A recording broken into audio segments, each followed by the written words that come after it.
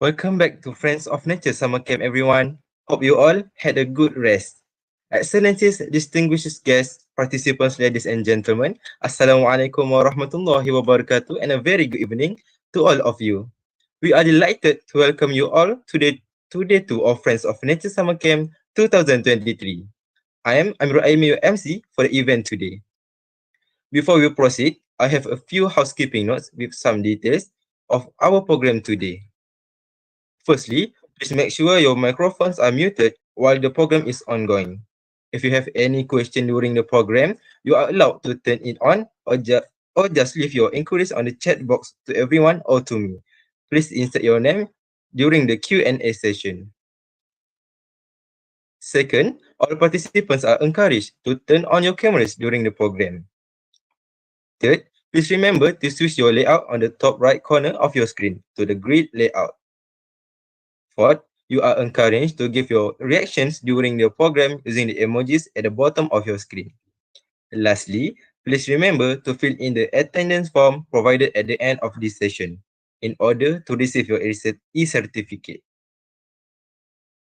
To bless our ceremony this evening, please welcome Muhammad Shamsul Sahih to recite the prayer.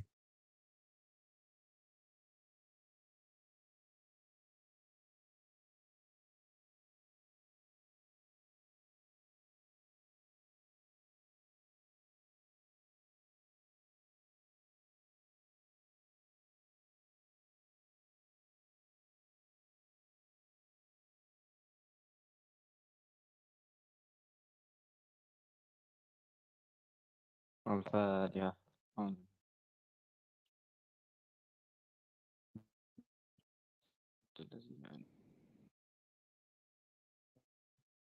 بسم الله الرحمن الرحيم الحمد لله رب العالمين والصلاة والسلام على أشرف الأنبياء والمرسلين وعلى آله وصحبه أجمعين وعلى آله وصحبه أجمعين اللهم إنك خلق العظيم إنك سميع عليم إنك غفور رحيم إنك رب العرش العظيم إنك البر الجواد الكريم. Ya Allah, you are the one who has all the praise. You are the one who deserves to receive all the praise. You are the one who deserves to receive all the thanks. You are the one who owns all the government. In your hands are all the features. To you all affairs return. Allahumma ya karimul ya rahim. Give us your mercy and grace on the occasion. Friends of Nature Summer Camp held today. Bless it from beginning to the end. Ya يفعل لما يريد. We also ask for your protection for all things that can mar the success of our ceremony and from all the things that make us neglect to obey you. We entrust all our affairs to you. ربنا آتنا في الدنيا حسنة وفي الآخرة حسنة وقنا عذاب النار وصلى الله على سيدنا محمد وعلى آله وصحبه وسلم الحمد لله رب العالمين آمين. Amin amin ya rabbal alamin. Thank you Muhammad Shamsul Sahih for reciting the prayer just now. Ladies and gentlemen, Friends of Nature Summer Camp 2023 is an international program which is hosted by University Technology Mara, UiTM Shah Alam, and a collaboration between the Department of Environment Malaysia and National Institute of Technology Ube College, Japan, and sponsored by Z Global Engineering Senderan Berhad. Friends of Nature Summer Camp 2023 will be held from 4th March 2023 until 13th March 2023. Friends of Nature Summer Camp is a program that is engrossed in improving the quality of human life without putting unnecessary strain on the Earth's supporting ecosystem in terms of three pillars of sustainability, which are economic sustainability, social sustainability, and environmental sustainability.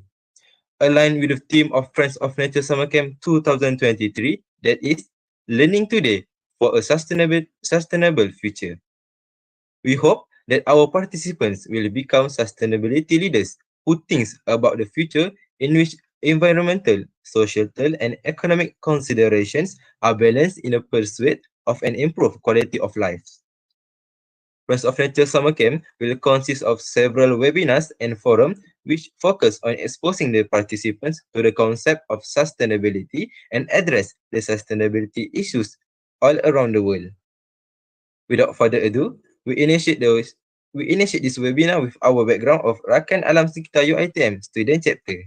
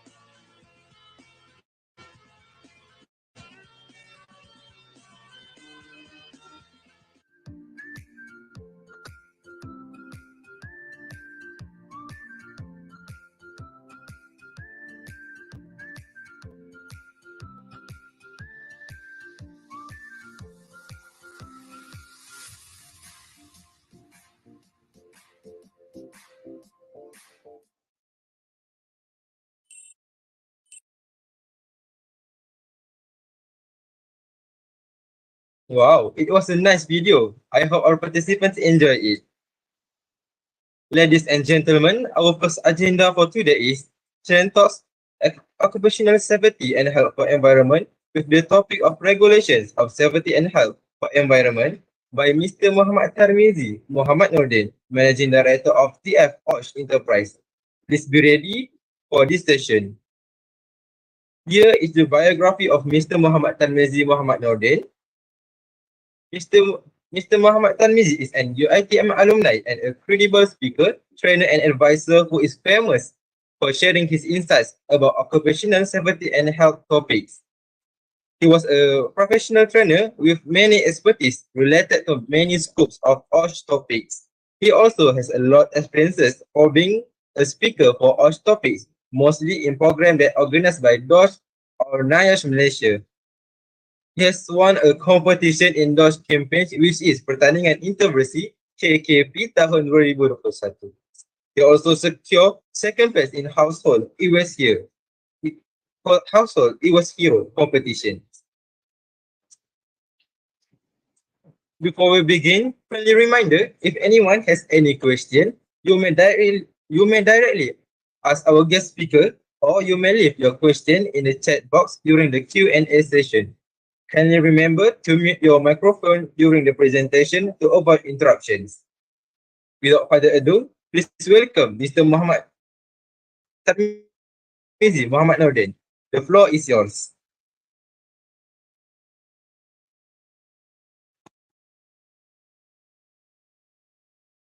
Okey, baik. Assalamualaikum dan selamat petang semua lah.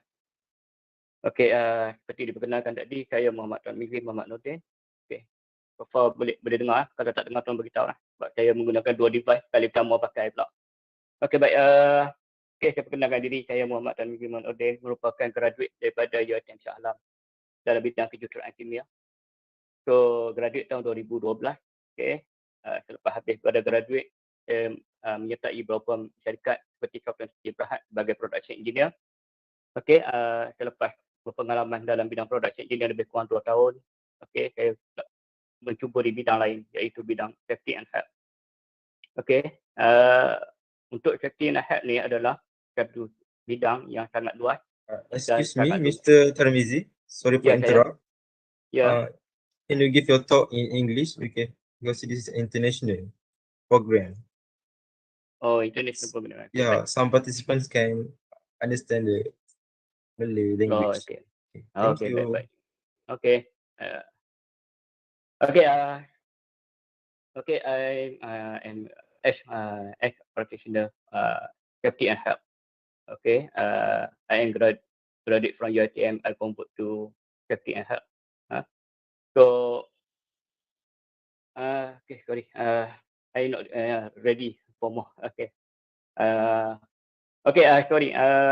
TF Osh Enterprise, one of the consultants to advise all the company in Malaysia about regarding the safety and health. Okay. This company only to give the advice how to comply the OSHA regulation. So now my task is to introduce to you, all of you, about the regulation regarding to safety and health. So I share slide first regarding this. Okay, next slide.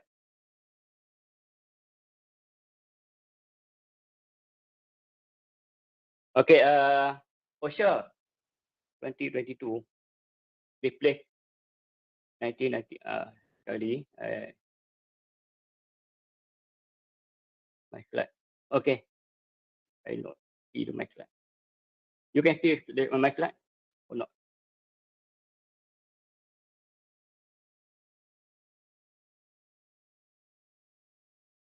Okay. Regarding OSHA 2022, you can see the scope of cover OSHA is environmental, health, and safety. So this is three scope cover under OSHA. So okay.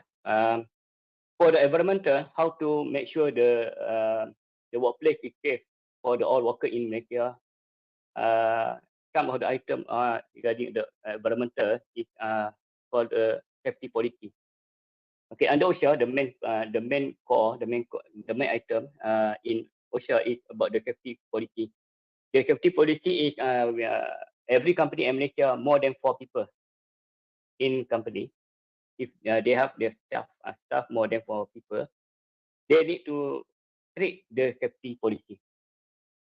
Okay, the safety policy is talking about the commitment of the management to make sure the safety and help all the workers. Where the principle of the OSHA is nobody can give instruction or any task if they not they not ensure cannot ensure about the safety during the perform the task. Okay. The second one is about the safety health committee. Okay, safety health committee regulation. More than 40 people. They must comply with safety health regulation. Okay, this is under environmental lah. Under environmental, the scope of the cover under OSHA, we call the safety policy first. You must understand the safety of the policy first. What the content, what the meaning of the safety policy. Okay, the second one is about the safety health committee regulation. Okay, where the every workplace have 40 people, more than 40 people in workplace must have compliance with safety health committee regulation. The third one is safety health regulation, safety health officer regulation. This is for the third one in Malaysia under OSHA. For the high risk company is must have 100 people. If more than 100 people, must have one safety health officer. Okay, for the low risk, more than 500, okay, 500 must have one. So the low risk or high risk depend on the what the accident happen, the record of accident happen at workplace during the perform.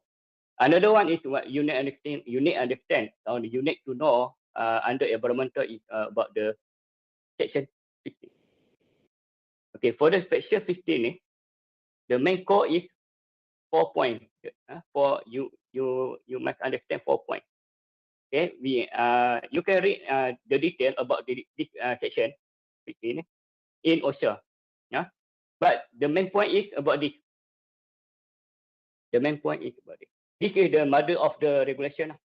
Whatever you do at workplace, whatever you practice at workplace, you must make sure you comply with it. So when accident happen, this also we can check. We can check. We want to check this 4 items. If accident happen, it can show the very weakness of the safety practice. So now we call as a low risk because we don't see the accident at workplace. After we got the one accident, it will show the high risk or low risk. Okay. For number one, for example, how to apply this section. Okay, for the example, at workplace have the forklift activity. Okay, forklift activity. So actually, I present in English. I not be too not interesting lah because I need to pick some preparation lah for. So I today quite busy. So I try the best to deliver what the most important point under OSHA. So you want for the beginning before you start the experience working in workplace, the real situation at workplace, you must understand what the requirement under OSHA first. So I try summarize in terms the simple thing, and after that you can go learn more and got experience for this. Okay, the section more.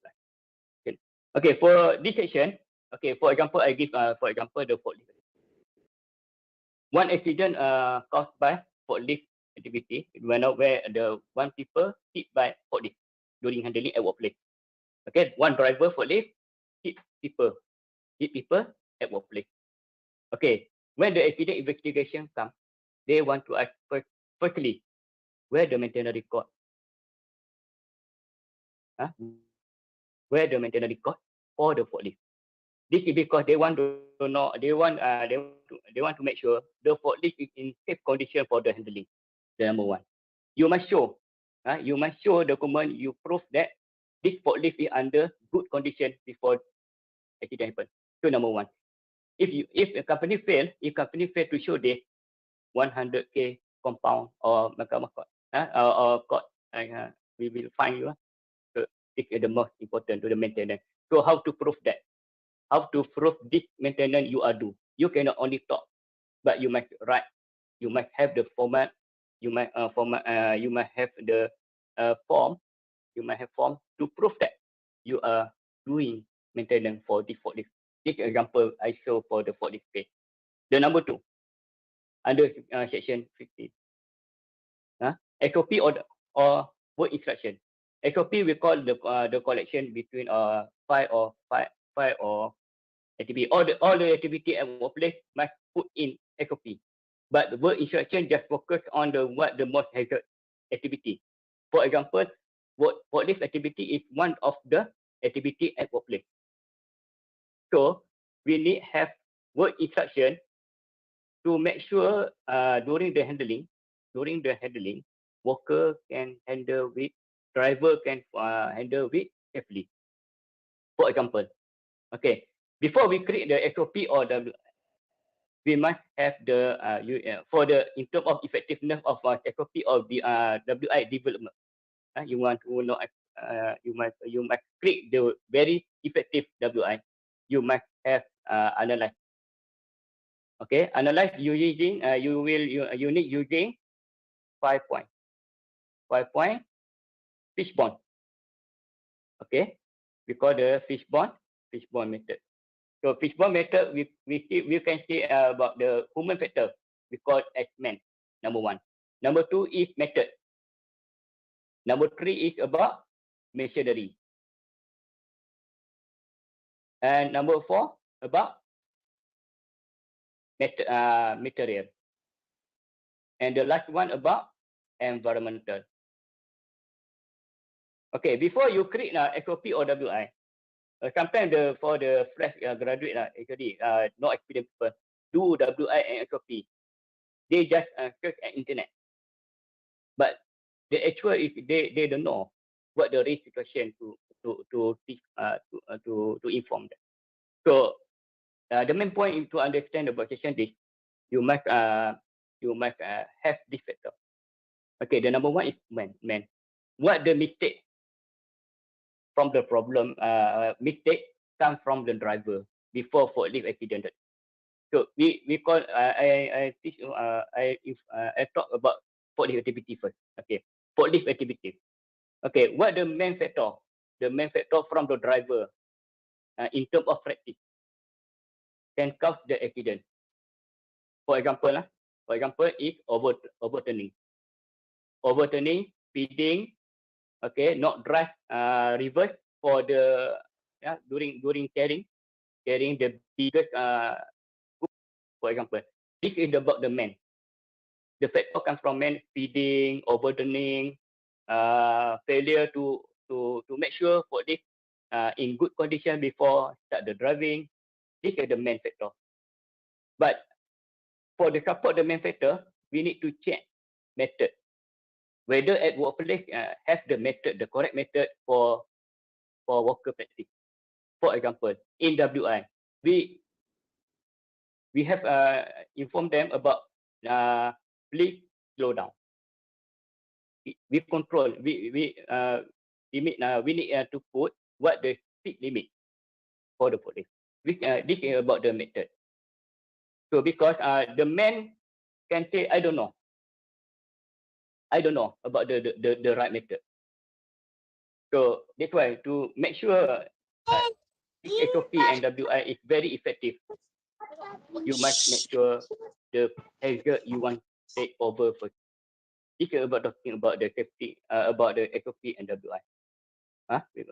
Okay, for number 3, after you have SOP and WI, how to make sure the people know this is SOP, this is the step by step. How to make sure these people, do the right thing. The right thing during they are involved in activity at workplace. For example, for the activity. So you must have training. So number 3 is the main core point under section 15 is about training. Where the record, where the slide, who are deliver this training, what the background of these people. So no experienced people, no experience, you cannot deliver training. But because you are not understanding what the what the main hazard you want to tackle, you want to inform them, what you want to teach them. So if you don't know, you do not have knowledge. Okay, but for the best knowledge is knowledge comes together with experience. Okay, for this, to become the better deliver during the training, okay, you must have the experience first. Okay, and last one is about the supervision. Every activity at workplace must have supervision, must have owner. For example, the leader, for example, the manager, engineer. So every worker at workplace must under supervision. If the accident happen at workplace, investigation team will ask who give instruction to this operator, who give the instruction to this operator regarding about this activity. So based on this, that's why we call this the mother of the OSHA.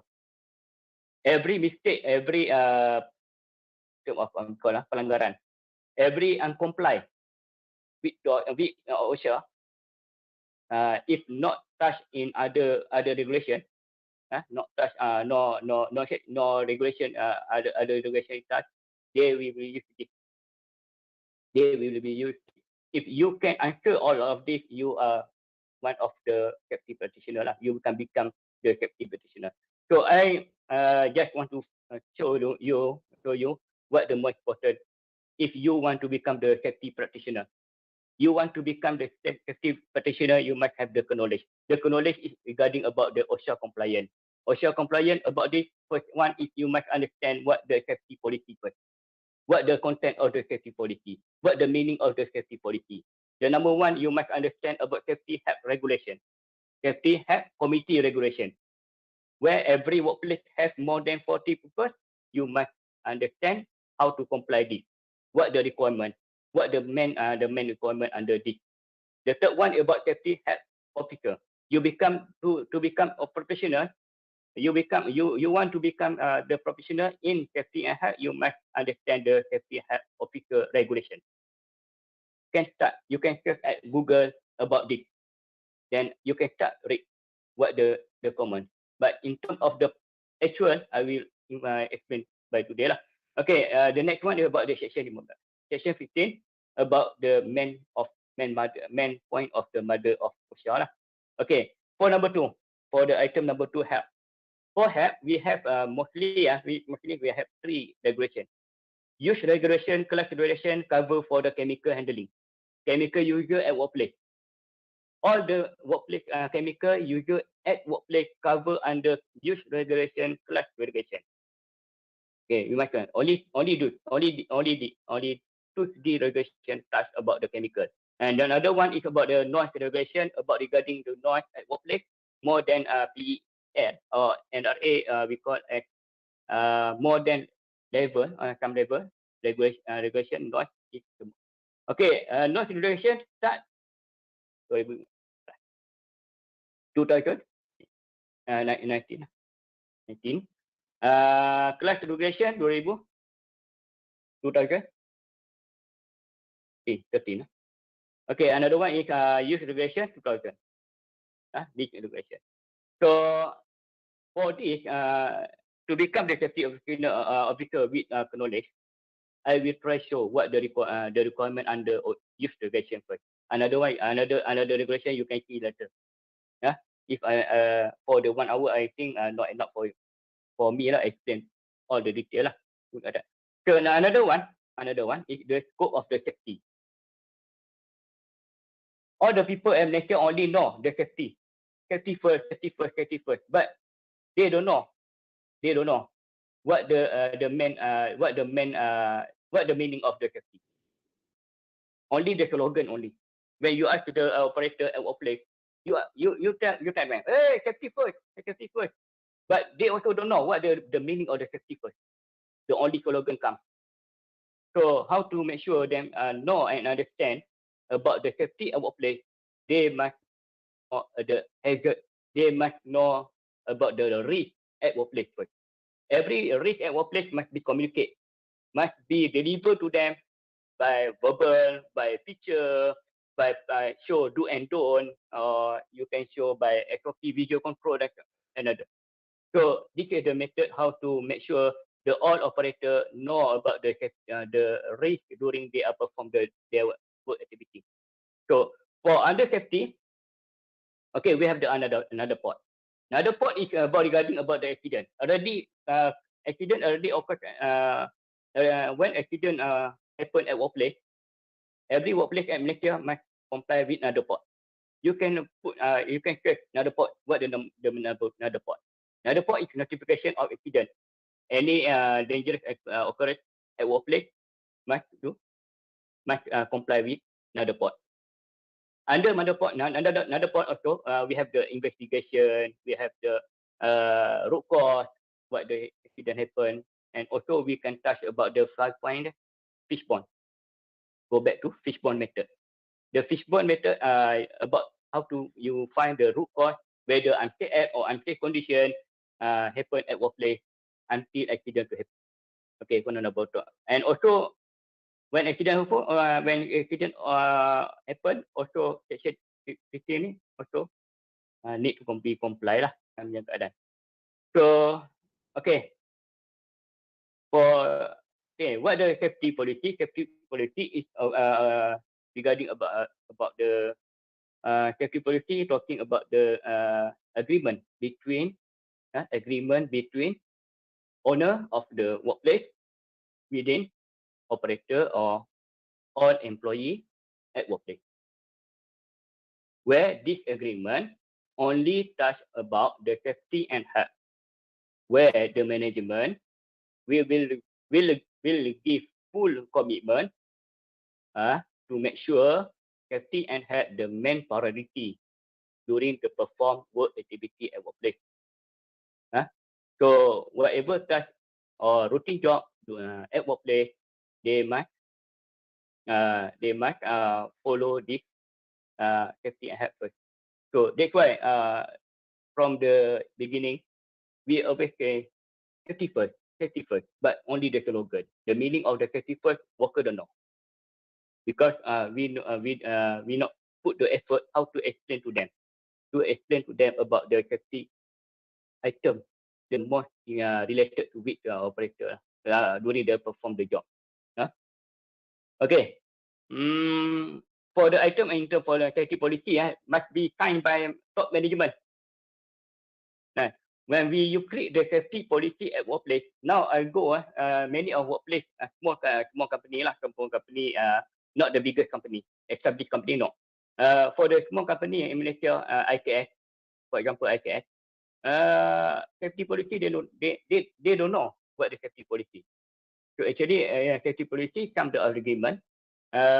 This must be signed by top management, must have date, and also must in a written right. Also have the commitment. Word commitment regarding about safety and health. So this okay. How do you make sure about the regulation under OSHA? This is one example what you can do after this before you join as a safety practitioner. Okay, to become safety practitioner, okay, to become safety practitioner professional, before you get the you apply green book, firstly you need to understand this first. You understand this first. If you not understand, you cannot become the safety officer. Okay, yeah, you must understand what the content, what the rule of thumb, what the element the most important under these four environmental policies. Okay, for example, for use regulation, you can see the number 5 regarding about the chemical register list. So under use regulation number 5, OSHA 1, all chemical at workplace must be registered. So you must know what the form you need to use for fulfilling this regulation. The standard form already at you can search at Google chemical register form under DOS. You can see the form. If you can do this, you are comply under this. regulation. So before you become the professional practitioner, you must practice first. You must practice first about how to make sure you comply with all the regulation under OSHA. Under OSHA, lah, you have youth accreditation, you have class regulation, you have another port, you have policy, you have safety committee, you have safety officer regulation. All of the under OSHA. So number two, number for example lah.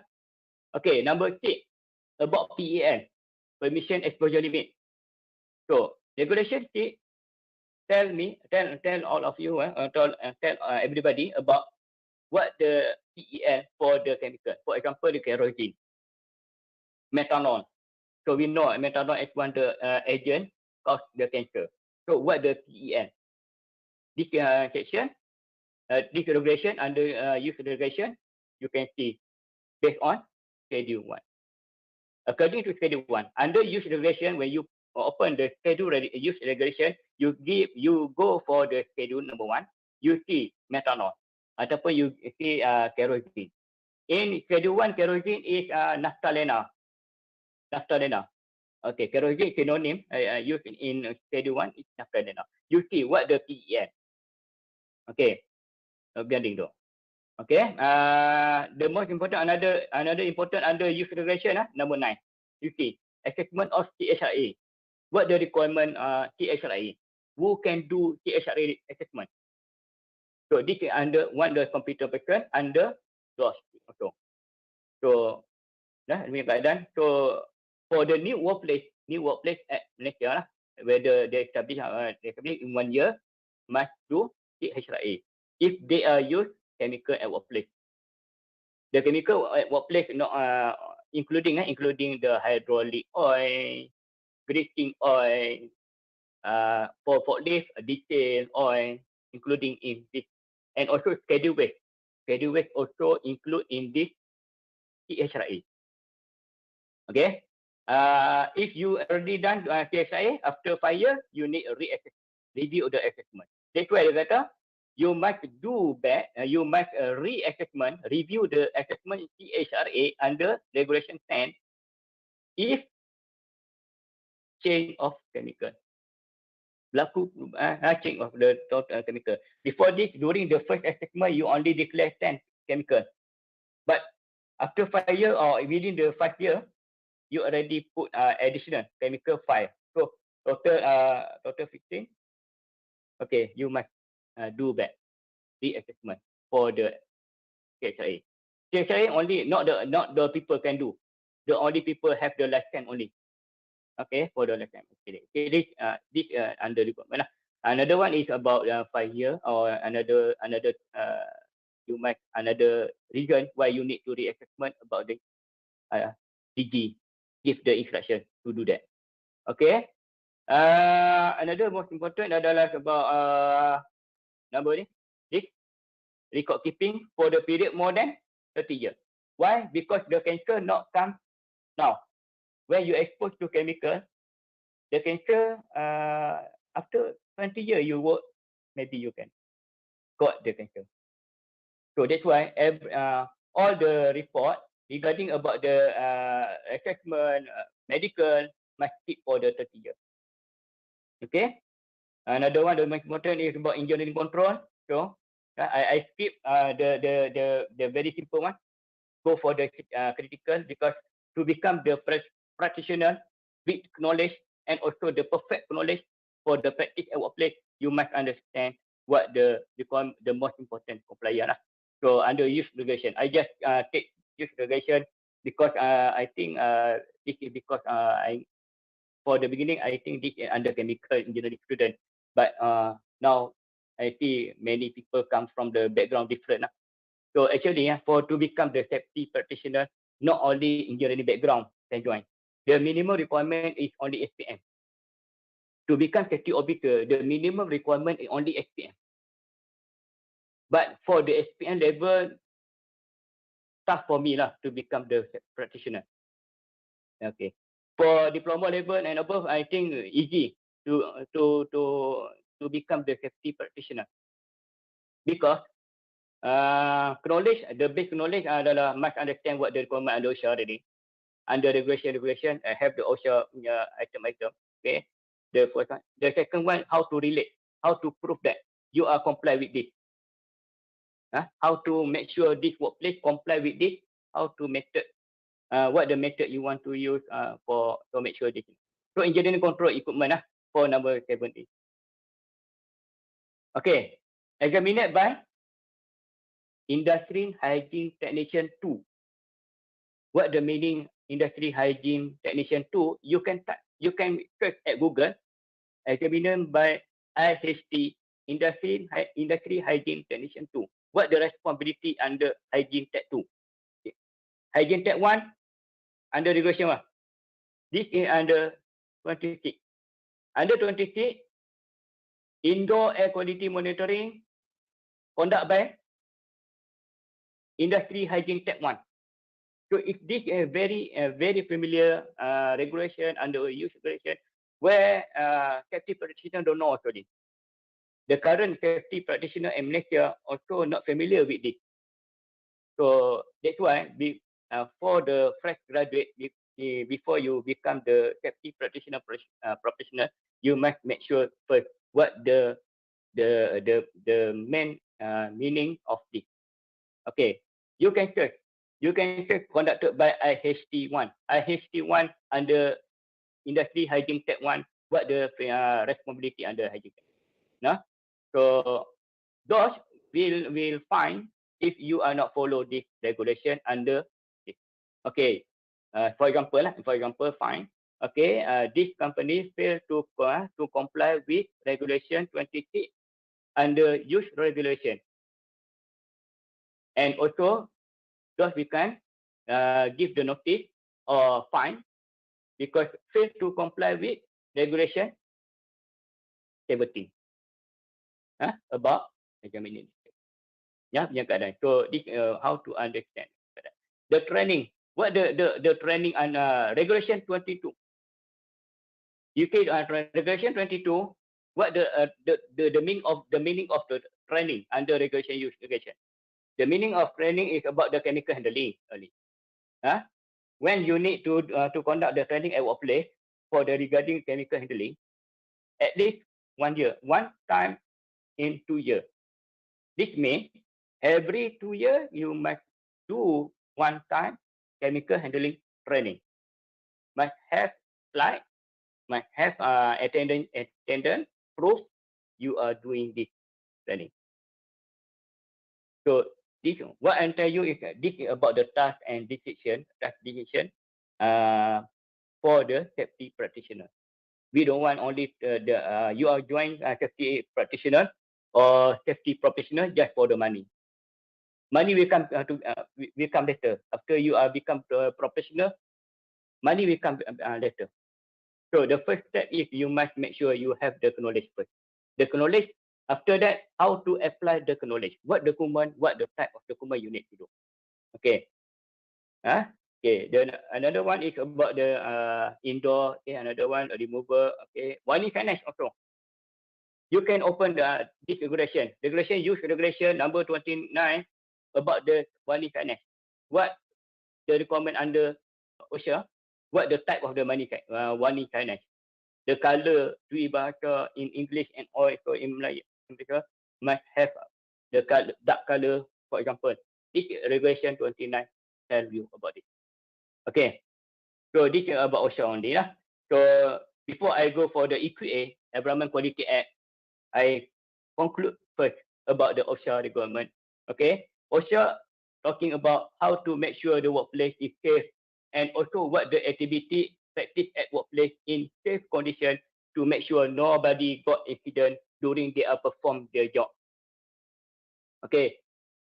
Safety practitioner will give the advice. The main task is to give the advice to the top management about how to comply, what need to comply, what need to do, also what need to respond every workplace, workplace, and also these are the tasks meant as the safety practitioner. Okay, safety practitioner. Not for the worker. Not just jangan. No. This is low grade. low-grade safety practitioner. The high-grade safety practitioner can advise management, and also management believe what he try to tell them. The power of a management to believe whatever you advise is the main point, the main challenging lah during to become the safety practitioner. Because for the beginning safety practitioner, the issue is management don't want to give the money for improve the safety. Management don't want to give the money to improve the safety, whether they are no awareness or they don't know the important what you to do. Why I need to invest for the safety? Because you fail to give the right advice, the management will see this safety is very, very low to be compliant. Yeah, for example, for the accident happen because of failure of the machine. Failure of machine caused the accident and got injury, fatal case, for example, or permanent disease. Okay, one the worker got fatal because of the failure of machine caused the accident. So as the safety practitioner, I will count the cost they will lost because of this accident. The safety not generate the profit, but the only can prevent the company from the loss. So when the accident happen, machine will be stopped the operation for the 2 weeks. If the output were for the 2 weeks, you can count how many loss company need to cover. First, the second one, when the accident happen at workplace, other people at the surrounding, friend, also other people will lose the spirit, will lose the motivation to continue work in this activity. For example, I think for one operator got fatal die because of the failure of stamping machine. So another people work came together, will lose the motivation, will lose the moral to continue work with this machine. Okay. So I leave for the OSHA. Just sorry, my slide is in Bahasa because I not prepared actually. I don't know the rule of thumb is English because some speaker also need the preparation. I quite busy this morning to deliver the training at a different level. So I try translate in this English. EQA about this EQA Environment Quality Act. The most important is schedule waste regulation.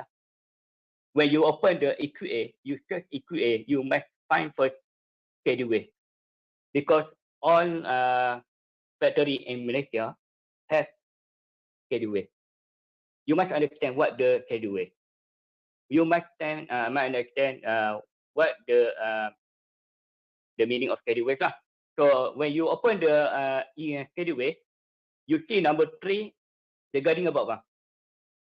Okay, which one I believe more of you understand about in Malaysia because we are in Malaysia now. Okay, if people don't know about the Malaysia, I think okay, because this regulation about the Malaysia first. Okay, this regulation you must comply for the Malaysia people lah. So for advice you about regulation at Malaysia, you must hire Malaysia people. You cannot hire the foreign worker to explain to you about the regulation under Malaysia. Okay. Okay. Number 3 is about the notification within 30 days. If you are generate the schedule waste, the schedule waste a lot SW 404, 401, 204. All of these code you can see at schedule waste EQA. Under EQA is Environmental Quality Act. Under EQA, you have small regulation about schedule waste. Number 3 about notification. Number 4 about how to you dispose. Number 5 about how to you what the meaning olah? Lost word. How to define it? Sorry. How to you dispose? So what the most important is number 9. If you are generated the schedule wave, the number 9 tell you about what you need to comply is schedule wave store. You cannot put schedule wave and keep in store more than 180 days. Not 6 months. If you use 6 months, you fail. The meaning under schedule wave is about 180 days and not more than 20 metric tons for the all, not the only schedule wave for XW 204 only. That for if company have 10 code for the schedule wave, 10 type of the schedule wave, you must make sure the total of the schedule wave not more than 20 metric. This is the meaning under schedule wave. If you want to become the schedule wave contributor person, you must understand it individually. Okay, for the schedule wave, you cannot start if you not have workplace. Schedule wave, you can start to become the schedule computer person, to become the computer person after you got workplace, after you have workplace. For the safety, for another side, OSHA, you can start collect the knowledge and knowledge and also attend the course to become the safety and health officer before you got the workplace, before you got the job at workplace lah. So I have until 3 p.m. I need to stop for the question and answer. Or Yes, I can start Mr. until Tarmizi. 9. Yeah. Your talk until 3 p.m. Then we have a Q&A session. Yeah, put an question. Sorry, my English is not because I not practice the English It's okay, for the Mr. Tarmizi. sorry. Make sure I actually better. I punya strong is better deliver in bahasa because of operator. I give the training in terms of bahasa. So that's why sometimes to convert to English take time sikit lah. So no problem. If you're not the excuse me lah. Okay. For another one, you must know about the what the meaning is twist. You cannot see the twist if you do not have the account from the workplace. So in terms of the compliance, how to comply all this the regulation, schedule wave, you must have twist. So that's why I say, that's why I tell you to become the computer person under EQA as the schedule wave computer person, you must have workplace first. You can understand better. And you can understand better. Another one, the most important is about environment, quality, and industry and coolant. How to treatment the water to become the to fulfill with the standard A or standard B. The difference between standard A, standard B, you must know, you must learn better lah. You must learn later. Okay, these are the most important, the more two type of the competency under EQA, iaitu firstly adalah computer person as schedule wave. For number 2 adalah computer person as the typical or typical PCP or BCP lah. So this under ni. So today what I can conclude to you, I just brief to you about the 3 computer person under OSHA 1 and under EQA mostly 2 lah. Another scrubber, sewage, to another regulation lah, regulation under EQA. You can go better. Firstly, in Malaysia now position for the schedule wave is very have the banyak position ditawarkan under schedule wave position. And also the number 2 is industry influence treatment system.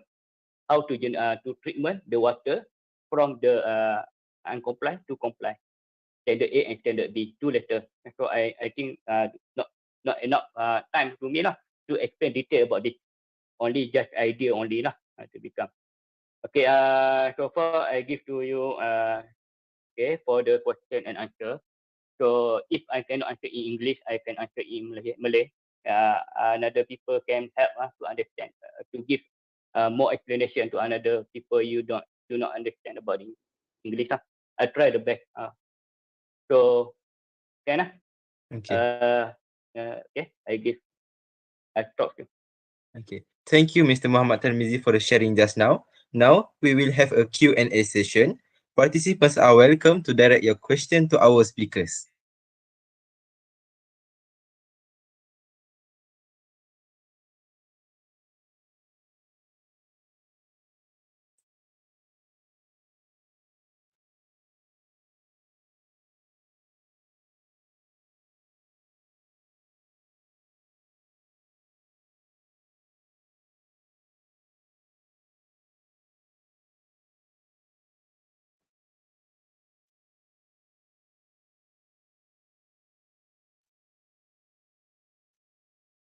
Okay, before we were seeing the question comes from the people.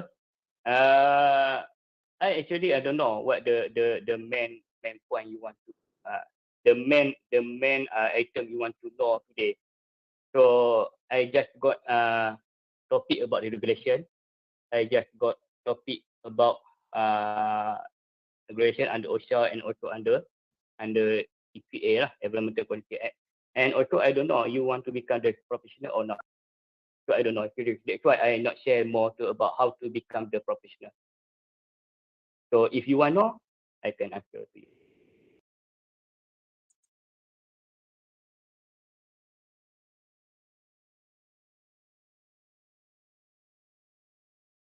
Okay, Mr. Muhammad Tarmizi.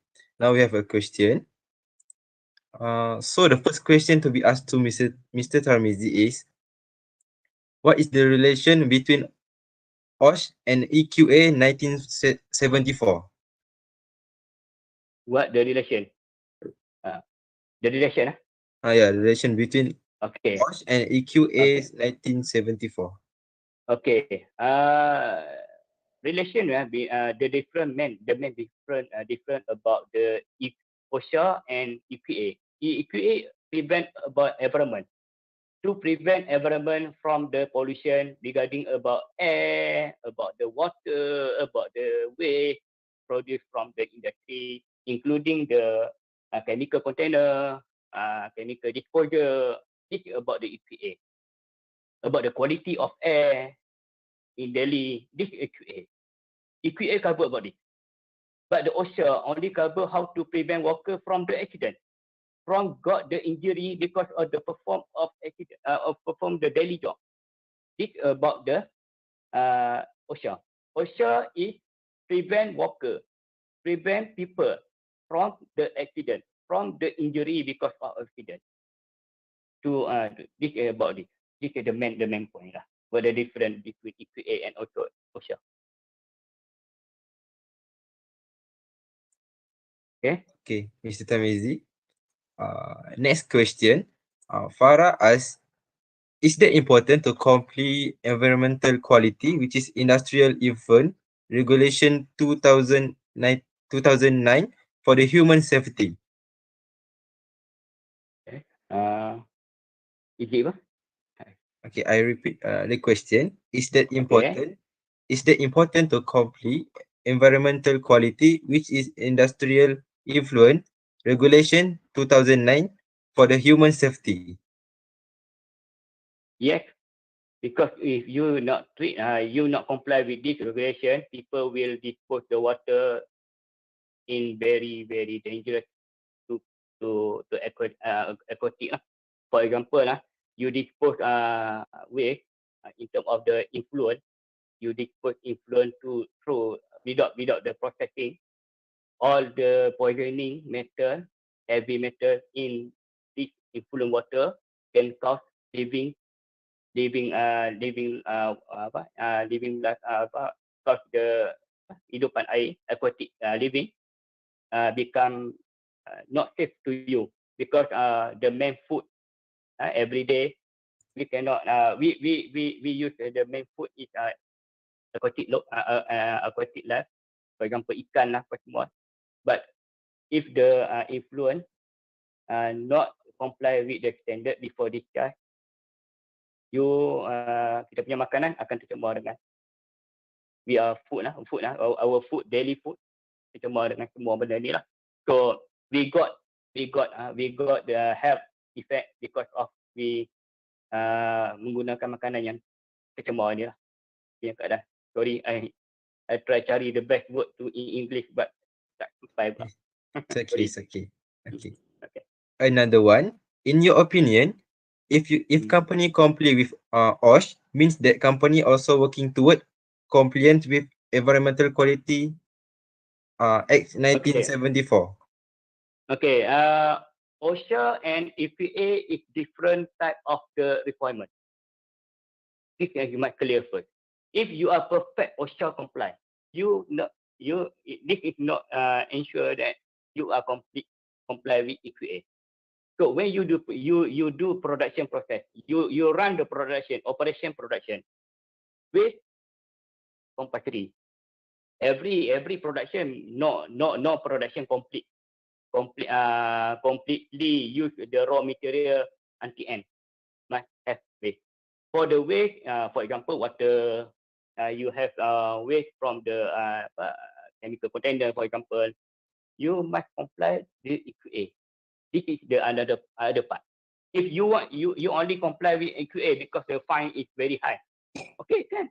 But under OSHA, you still not comply because this is not 2-in-1.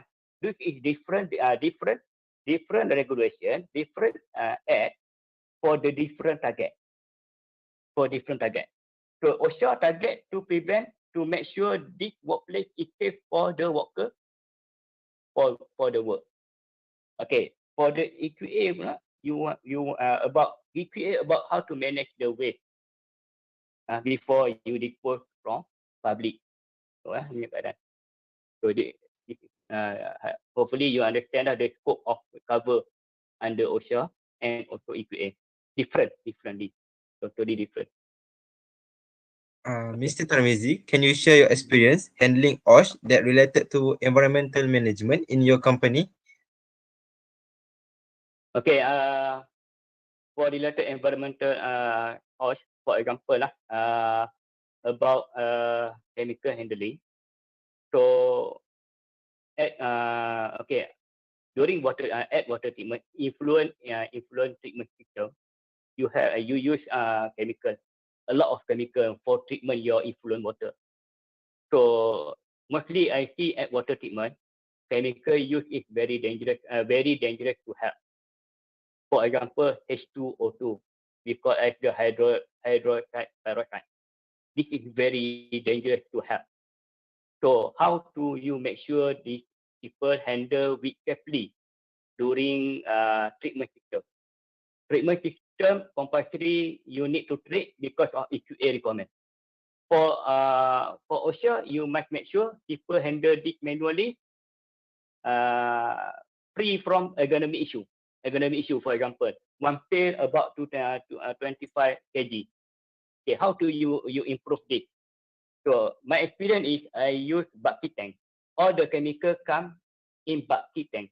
Bucket tank is 1,000 liter capacity.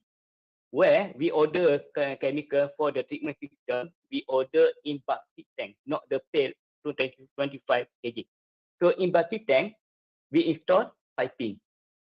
So we install piping, go through the treatment system for the chemical for the treatment system. So only use the gravity. You must put bucket tank more than at high level, more than and use the pipe only for the people and mix water and chemical during before treatment the system lah. Okay, so this is another one of example lah. You use bucket tank where the bucket tank transfer to another place using the piping. So this is number one. Number two is about how to avoid the manual. So because when we are doing the treatment system must completely perfect worker follow the SOP. If worker forgot to open or to prepare the chemical based on formula, treatment system will failure. The treatment system will failure. For example, pH will out of spec, COD will out of spec because of alarm, because of line because of H2O2 preparation not enough based on formula.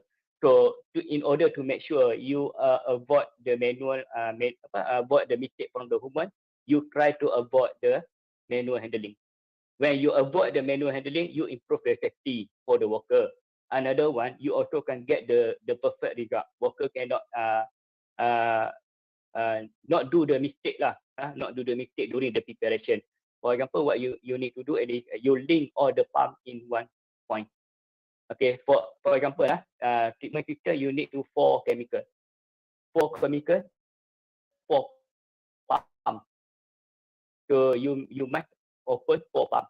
The issue is worker can bypass or forgot to open this 4 switch. So how to improve is you link all this on-off pump with one point. When start open to run the influent treatment filter, start on button, all this pump also can start together. So this is the improve number 2 lah. So this is how to prevent the worker from the doing mistake or sometimes during the night shift, tidur lah dan sebagainya. So this ni. Another one is all the control for the parameter for influent discharge before discharge. You control using the sensor. Okay, for example, the most important unit control is pH. For the PCP, you need control pH from the pH adjustment tank, coagulant tank, sampailah polymer tank. Until the polymer tank, you must make sure the pH in range. So how to make sure this polymer in this pH in range? You install the sensor, and this sensor link with dosing pump. So when the sensor detect out of state, the dosing pump will run automatically without the failure lah. The most important what you improve, you can improve for the influence. For the schedule easy. You only just see not more than 180 days or 20 minutes done. Only this, and also the labeling. It is about the schedule weight. You must make sure all the schedule weight must have labeling. Follow the standard. Must have date, must have date generator. The size of the label also you. For the treatment system, it's very hard. Okay, sorry. Hopefully I can answer. Okay.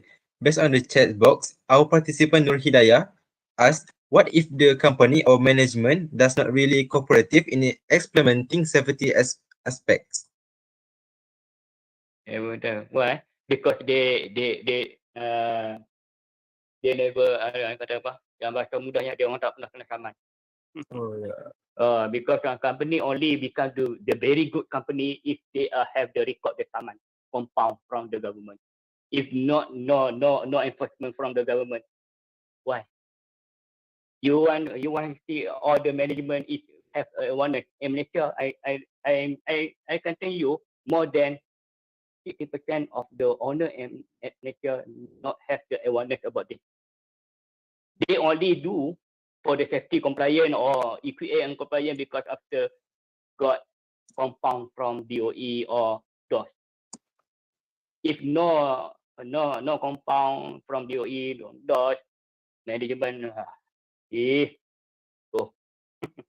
so very difficult lah for me. To become the best practitioner EQA or under OSHA, you must search company under compound. So under compound, you see at mahkamah case, what the company already dah kena compound, you go join. Selalunya fresh graduate usually I cakap macam Melayu sering. Fresh graduate ni kebanyakan dia nak cari yang record company yang baik, yang tak ada record. Tapi sebenarnya susah kita nak memberi awareness kepada mereka. It's very hard to give the awareness about the compliance. So you cari di internet mana company yang sudah ada, okay, you find department. Itulah cara untuk menjadi kamu seorang yang sangat efektif sebab kamu ada menjadi hero dalam menasihati majikan yang ada masalah ni. Okay. Another question from Mustafa. What is the main changes or additional matters under OSHA Act 2022 for compare with OSHA 1994 and FMA 1967? Okay, FMA and OSHA 1994 combined. This is the main changes of the OSHA 2022. Number one. Number two, total fine under OSHA 1994 is very cheap. And all the management at workplace, all the owner of company at workplace at Malaysia not respect anymore because very cheap the fine. So now they want to increase the fine or compound value. So this the main difference. Why? Because 1994 regulation we create during that time our company is very miskin, no money. So they during that time fine 50k tu it's very hard to ni lah untuk dibayar oleh majikan waktu itu. But sekarang ni now the increase of the compound value can boleh meningkatkan awareness.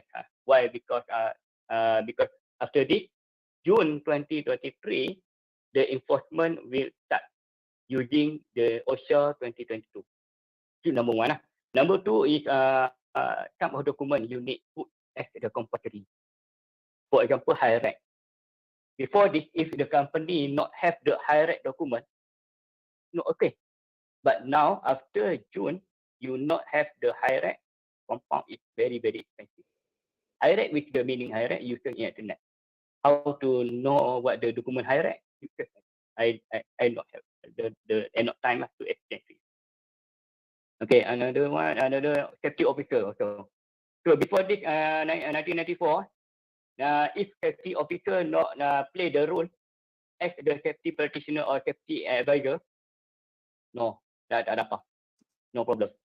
But now after OSHA 2022 ni, if the safety officer not play the role and responsibility as the safety practitioner, safety people, company can issue the compound. Company can issue the compound via the DOS. Info, hey DOS, I already appoint the safety officer, but my safety officer can't sleep only. So if safety officer fail to prove that this statement compound is more than 100k. Okay, another question. Okay. Actually, I have a question playing in my heart, which is to reduce the environment and safety issue, how can we as students and young generation can taking role as a good role model? Okay, the good role model is you firstly you must understand culture in Malaysia. You to become the model, you must understand what the culture practice at Malaysia. So currently you see currently the case accident workplace at Malaysia caused by what? You must understand the main scope, what the main important, what the main point. This is the main cause of the accident at workplace. For example, doing maintenance without stop permission. Only this. You see at statistics at Malaysia, accident caused by this. Okay, itu another one. Itu example. The another one is about the working at height. Working at height without protection from fall. This is number one, the main root cause accident or workplace. So you must understand this, and you try to deep knowledge about this, how to prevent, how to use the strategy to become the more effective. Give the advice about this. Why people do the same thing? Because accident already show, the data of accident already show, this is the main root cause. Why the management fail to conduct it, to prevent or tackle this. This is about the safety. But about the environment. Environment EQA under EQA. So why company in Malaysia bypass? Why they are bypass the effluent? Why? So you must understand why. Because of the cost something. Sometimes to to treatment the effluent sometimes need very high cost sometimes lah. So you must understand how to reduce the waste from the producer, from the generator. Generator is the company lah. Company is the generator. How to reduce the waste from this company. Okay, for example, the slash produce from the effluent. So if you sell directly or dispose without go for the co-processing, maybe the cost is very high in terms of weight. Now, for example, if you have the idea for the dryer machine, one of the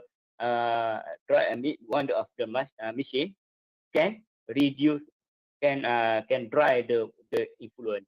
For example, you buy some dryer machine, run the effluent, slash one time, reduce to 700 kg and save lah for the money. So you must have the innovation. You must have the innovation idea yang can be implemented. The implement in Malaysia is not only focused on the result you want to achieve, but you must see the cost only. Sometimes you propose the machine to produce the innovation. Cost is 2 million, for example. One company I see 2 million to only to reduce the loss on the machine. If you propose machine like this, I think a lot of the management at Malaysia don't want to follow you because 2 million. How about the ROI? ROI in Malaysia during you do the case study lah. Maybe ROI you only focus on the theory simulation. You not see the actual. Actual is about the cost of a salary, cost of electricity, cost of to maintain the machine. This you maybe can know if you at this place lah. You ada di sana baru you tahu this cost is very high to implement you punya idea. During study only you focus the technology what you want to do, you want to use, but only the simulation, the actual cost you don't see. So ROI during you study only maybe 3 years. 3 years to get ROI. But the actual maybe 5 years. Okay. For example, for the green, okay, go for the green technology. Now I see company in Malaysia now mostly install panel solar. Panel solar on the roof. So I see a lot of the company, mostly at Penang lah. I see a lot of the company install solar roof. Solar on the roof for reduce the consumption of electricity.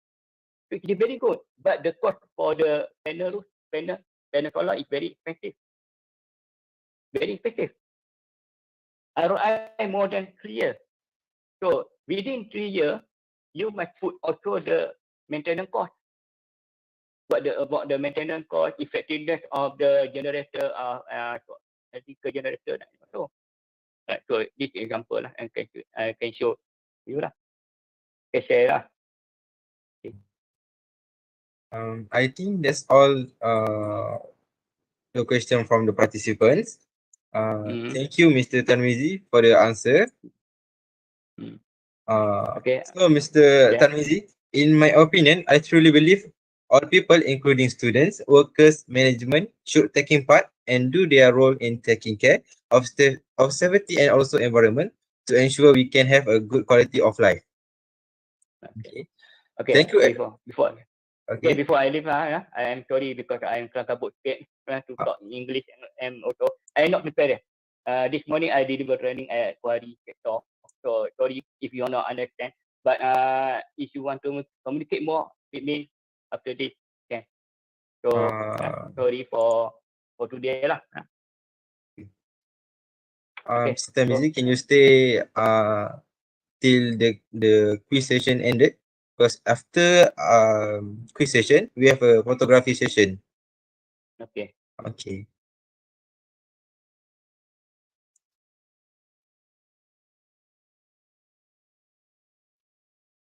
Thank you everyone for being actively participate in the Q&A session. Moving on to the next part, we will be having exciting session for the participants. Please get ready your mobile phone to enter the quiz. Good luck everyone. Winner of this quiz will be given prize. Do make sure you are trying your best.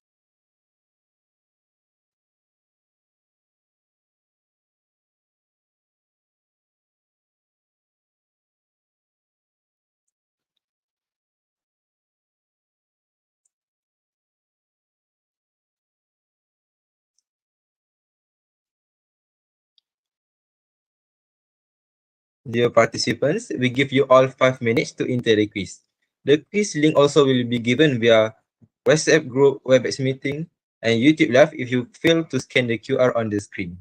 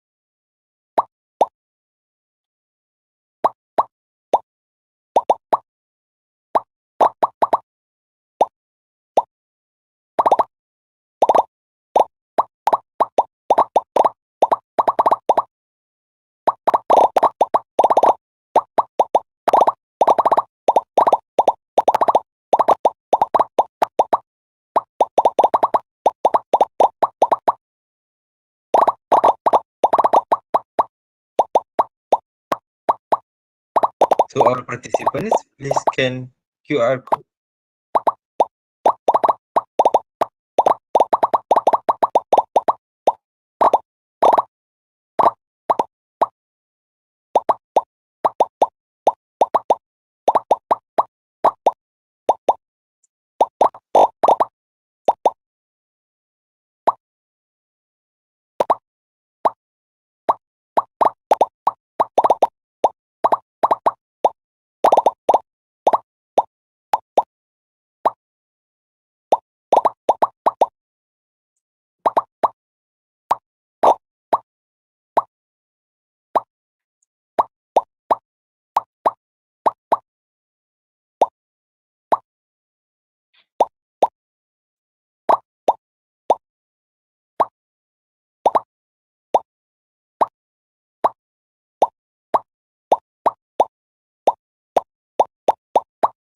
To all the participants, please scan the QR code to join the quiz.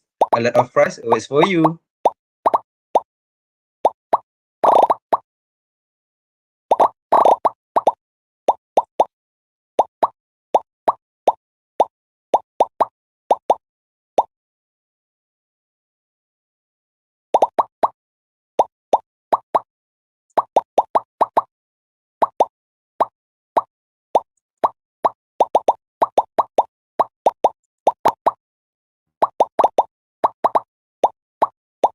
Now we have 41 participants in the quiz. Come on guys, scan the QR.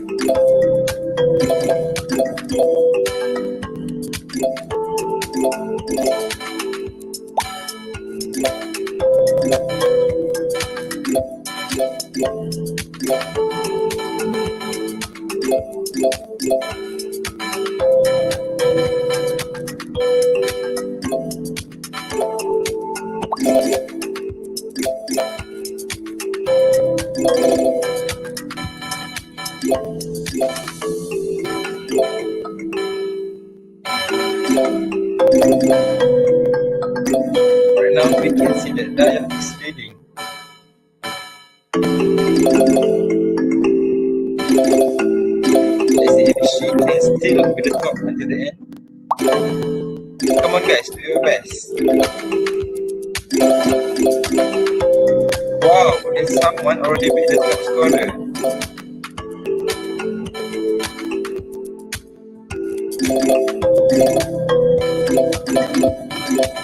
I think it's leading right now.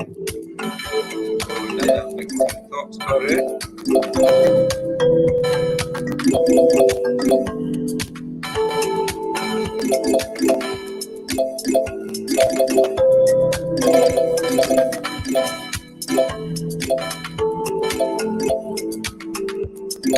Lagi si Daya with 9 streak.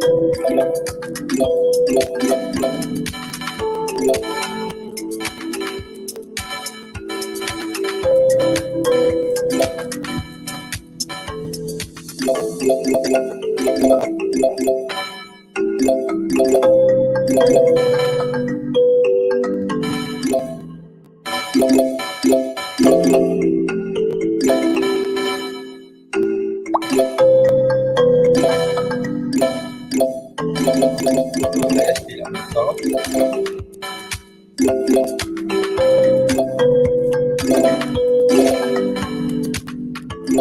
Oh, there's someone already beat the top scorer. That was Suli.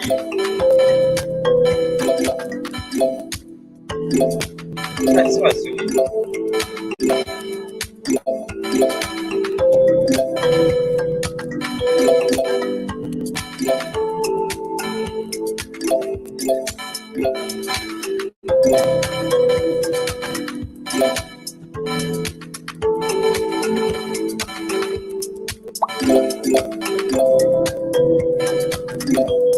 YS is 7 streak.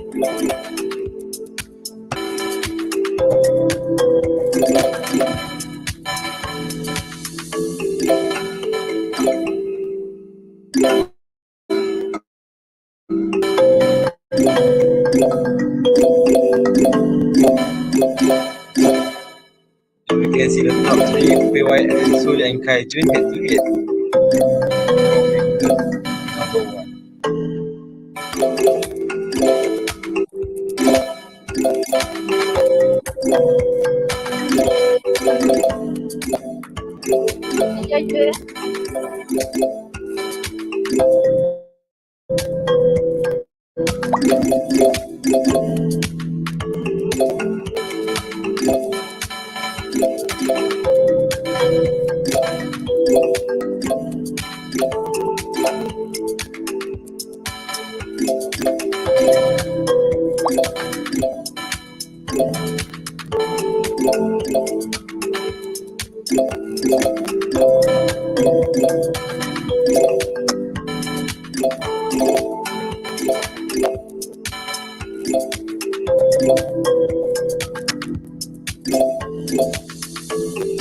PYS still on the top.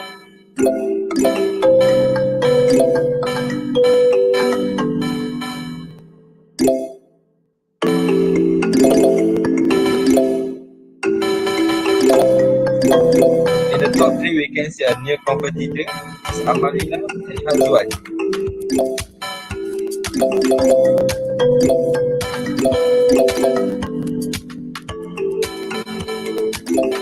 Come on guys, do your best. The clock is ticking and it's already to end. Saya tak boleh nak join.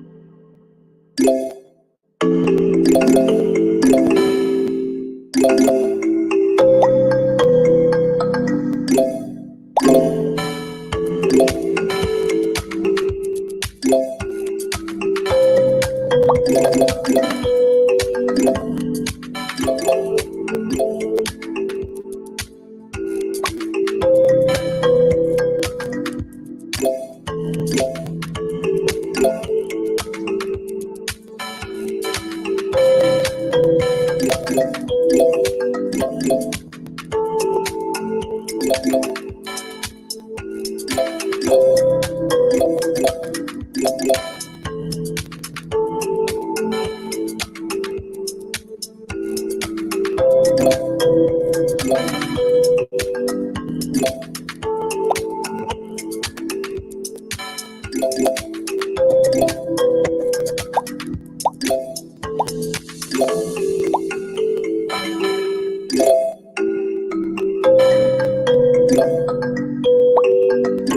now we can see that POIS is reading.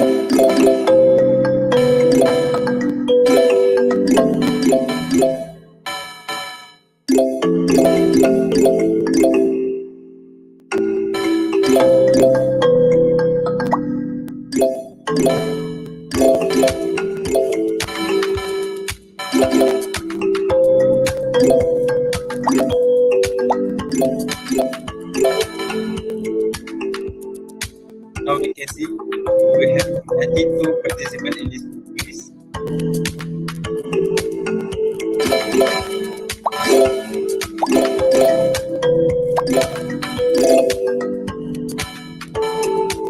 Wow, they are very big.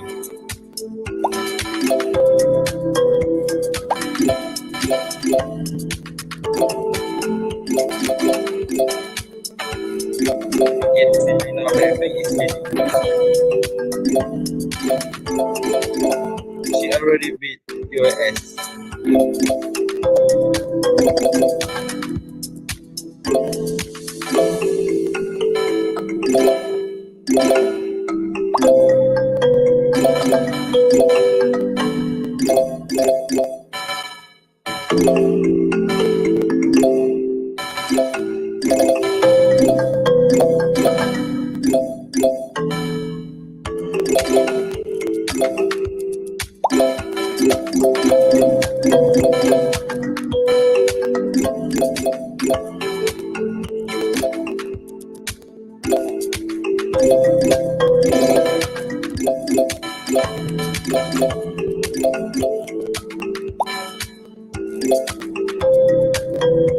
We can see that top 3 we have Lina Blackpink, Novel, and PYS.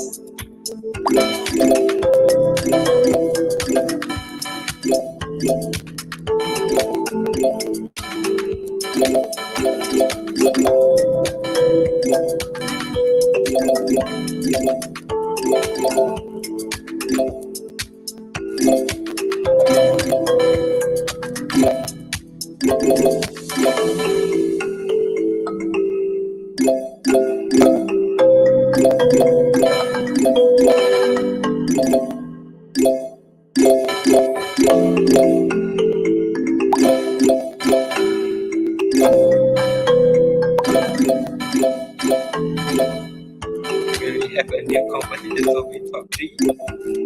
Let's see.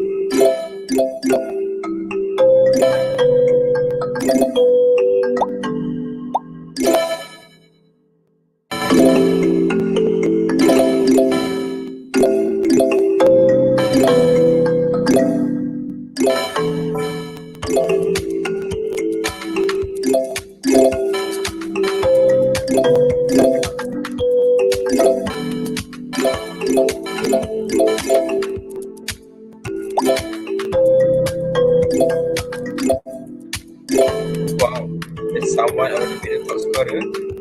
You can see JR is the top one with 11 streak.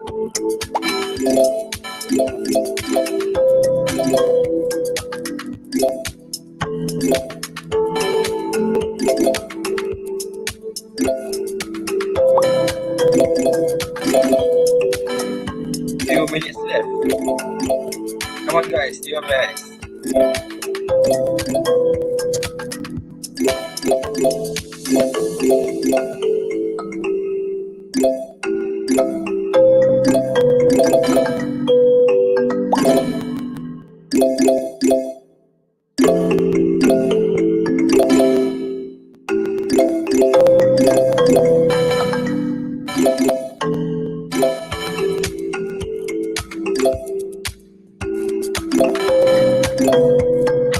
If there is technical difficulties, we may extend the quiz to 3:50 p.m.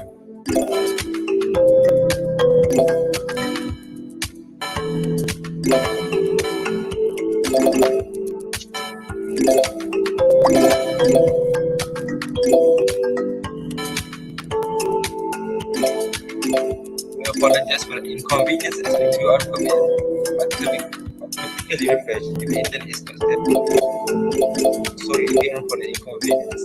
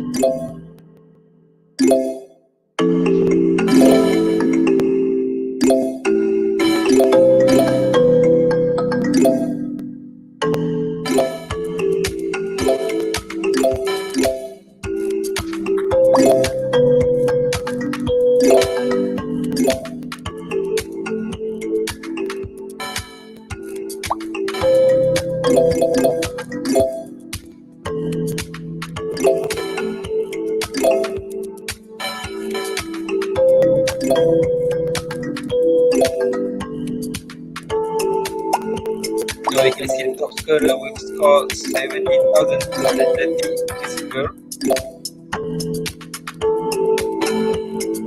with 11 streak.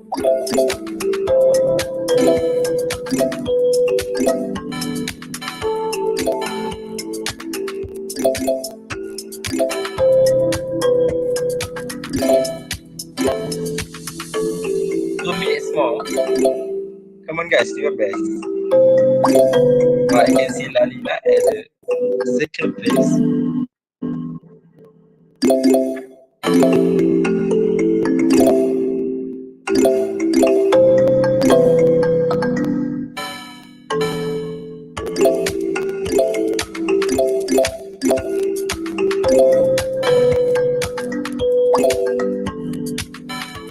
One minute more.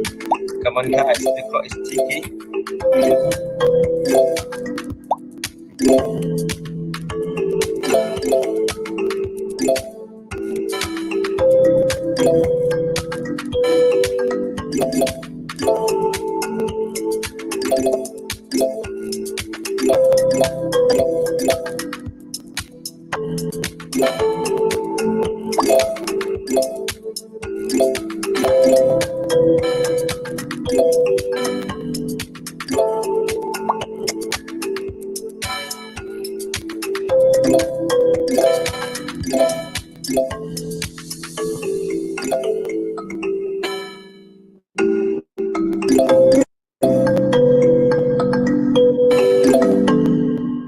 Send your competitor. I lose in second place.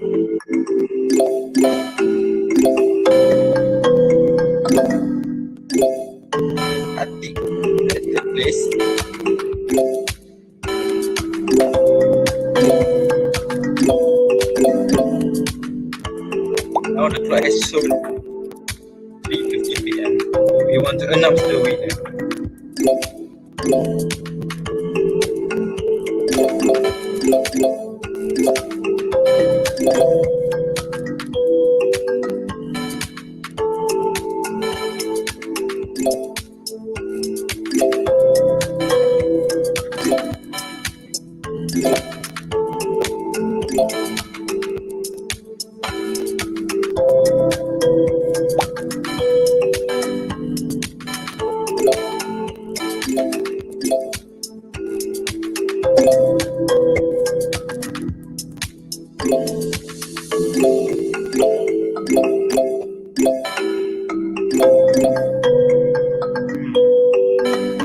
I think will be the winner because he's being the top one.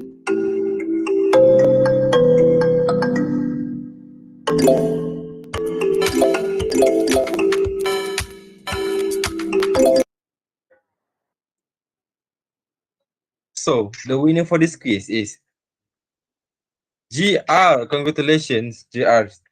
For the winner of this quiz, please contact our team via WhatsApp group and please insert the screenshot for the proof. Thank you. For those that did not get a chance to be the winner, it's okay. Get yourself ready for the next session, as we also have quizzes session for second talks.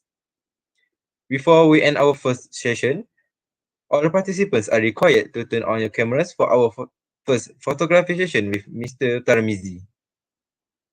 Ladies and gentlemen, please get yourself prepared for our photography session. And I need you guys to please turn on your camera to show massive support to our speaker.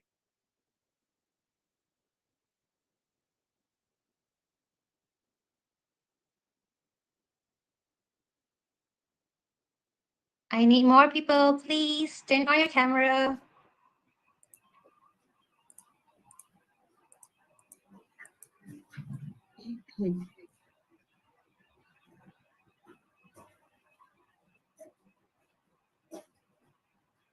Saya tak dengar.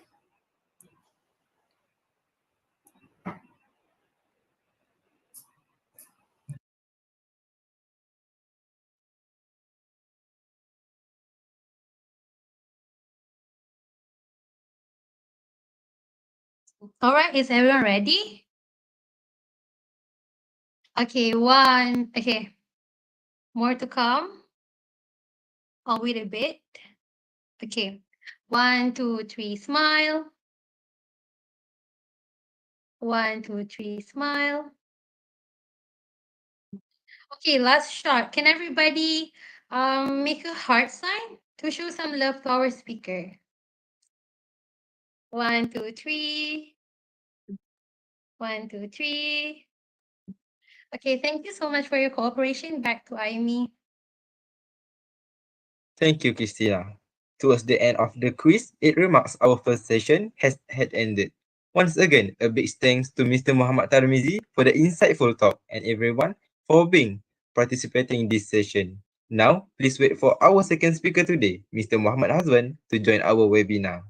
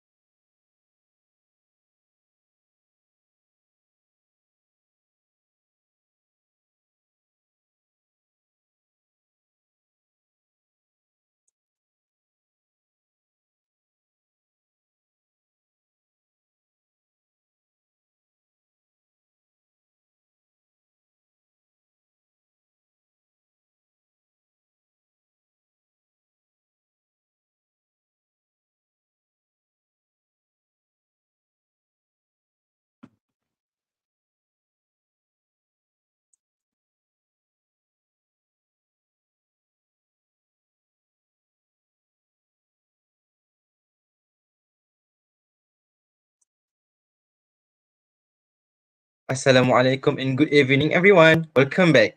It's good to see you.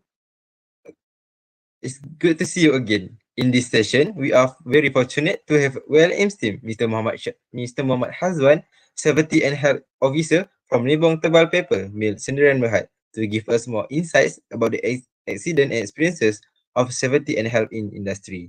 Here is the biography of Mr. Muhammad Hazwan. Mr. Muhammad Hazwan is currently Safety Health Officer at Nibong Tebal Paper Mill, Sendirian Berhad, and a well-known safety practitioner and has many experts in analyze accidents of safety and health issues at workplace. He has graduated with latest academic level, Master of Science Occupational Safety and Health Management. He also nominated in Asia Top 10 Safety Influencer for year 2022 by WSH Asia. He also involved in many training activities about safety and health issues. Now the presentation is about to begin. Kindly remember to mute your microphone during the presentation to avoid interruptions. Without further ado, I would like to humbly welcome Mr. Muhammad Hazwan to the stage.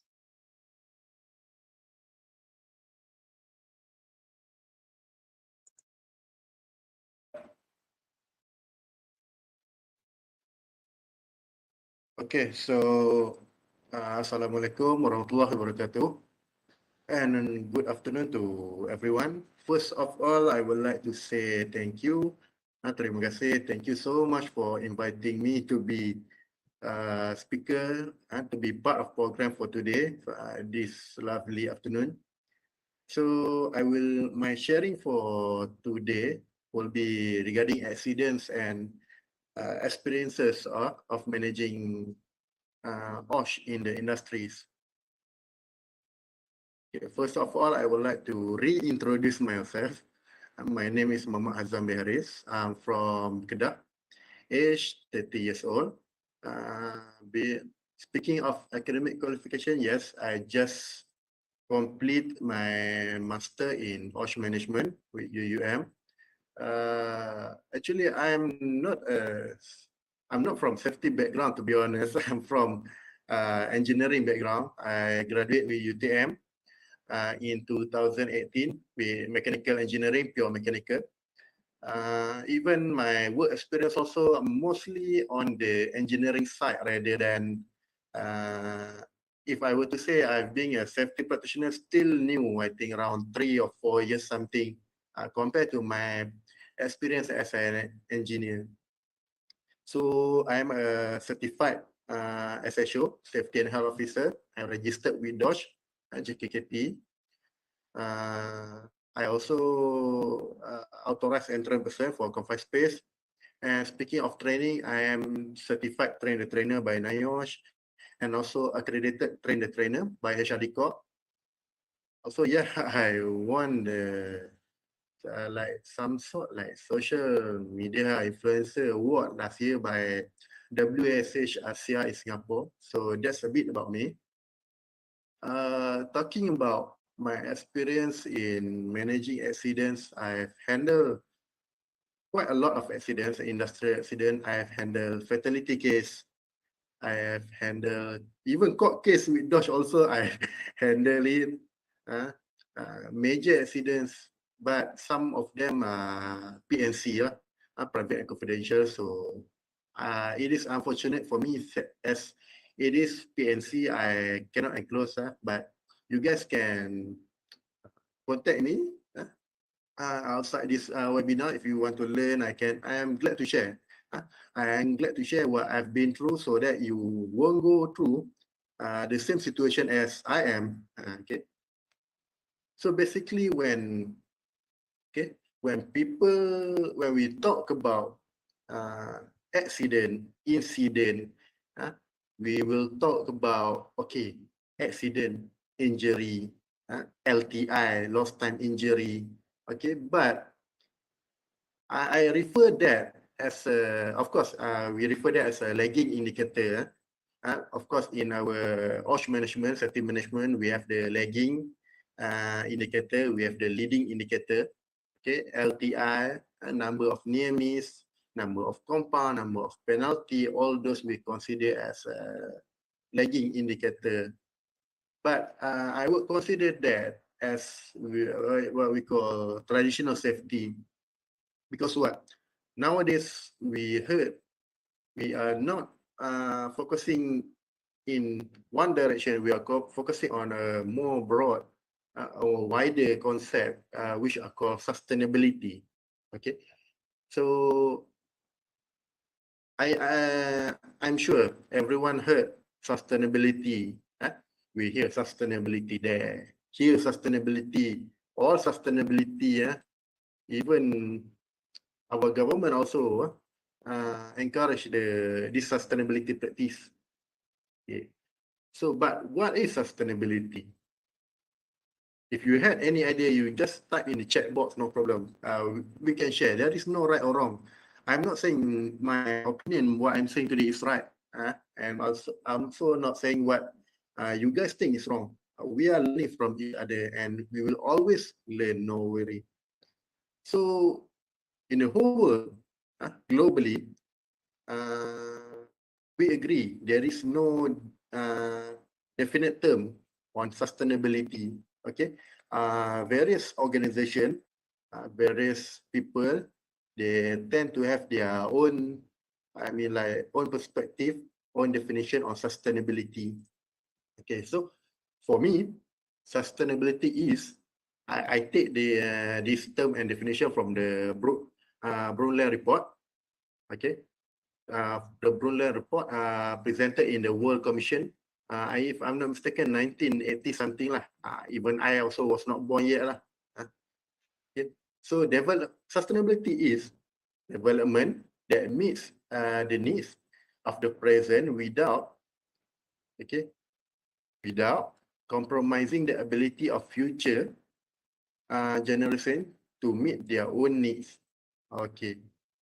So this is what I've been understand, what is my understanding and what I believe my own term for sustainability. Wait, there's some technical issue there.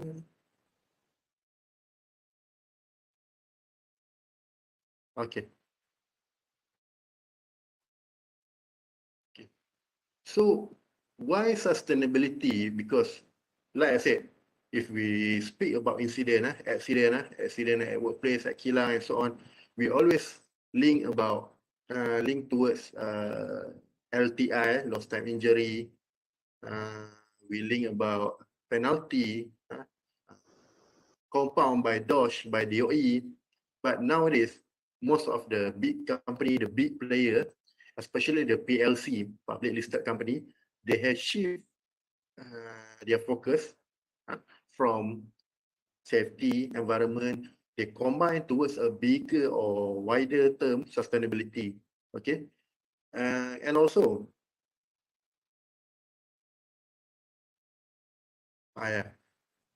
as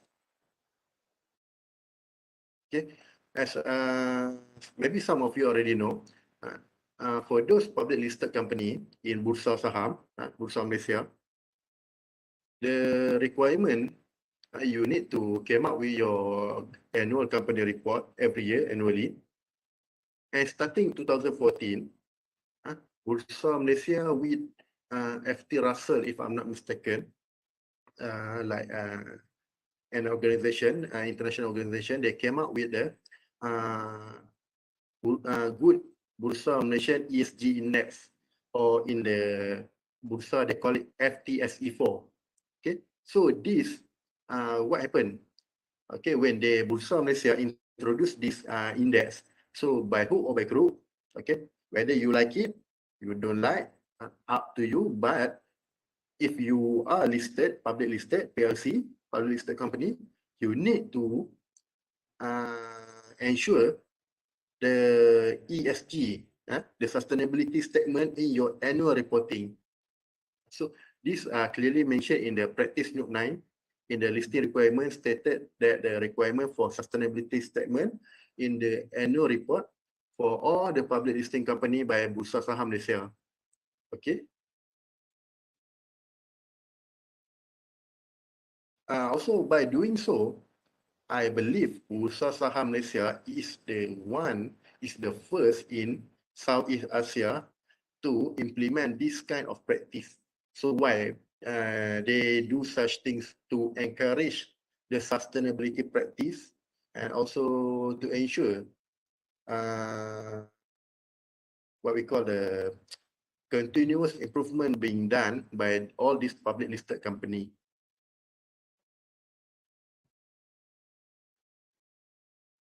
Okay, when we talk about sustainability, we often relate with ESG. Okay, so guys, this is also my understanding. I may be right, I may be wrong. So just want to ask you guys, what do you understand for ESG? Is it the same as sustainability or it is two different things? You can type in the chat box also, no issue. We learn from each other. Okay, so what my understanding is that we can say like ESG and sustainability is like two sides of a same coin. And the purpose are the same, but it is two different things. Okay, so sustainability is a much wider concept compared to ESG, where it narrows down to environmental, social, and governance. Okay, so basically speaking, we can say that ESG is a KPI lah, measure metrics within sustainability. There is a big umbrella sustainability and ESG are a part or below of it. So that is my understanding and what I've understand so far on what is ESG and what is sustainability. Okay, so many company, MNC, mostly multinational company, even nowadays, even medium-sized SME company also began to began to adopt the ESG framework into their management system. Okay. So the issue here, okay, we can see if a multinational company, they have the exposure, okay, they have the exposure on environmental, social, and governance. But we can see where is safety. In ESG or sustainability, safety is a part of social element, a very little part of social element, where this social element cover more wider range, like human workers' right, gender equality, what are the things, labor, young labor issue. We have this issue quite a few years ago also. Young labor, safety. Safety is only a small part of social element compared to environment. Okay, because we have the environmental, social, and governance. Okay, so environment is we can say like one of the main element compared to safety in ESG. Okay, so back to what I said just now. For MNC or public listed company, there is no issue when we talk about when I want to talk about or discuss about safety and environment, there is no issue. Okay, like just now, Mr. Tarmizi already gave presentation on the regulations on OSH for the safety and also EQA for the environment.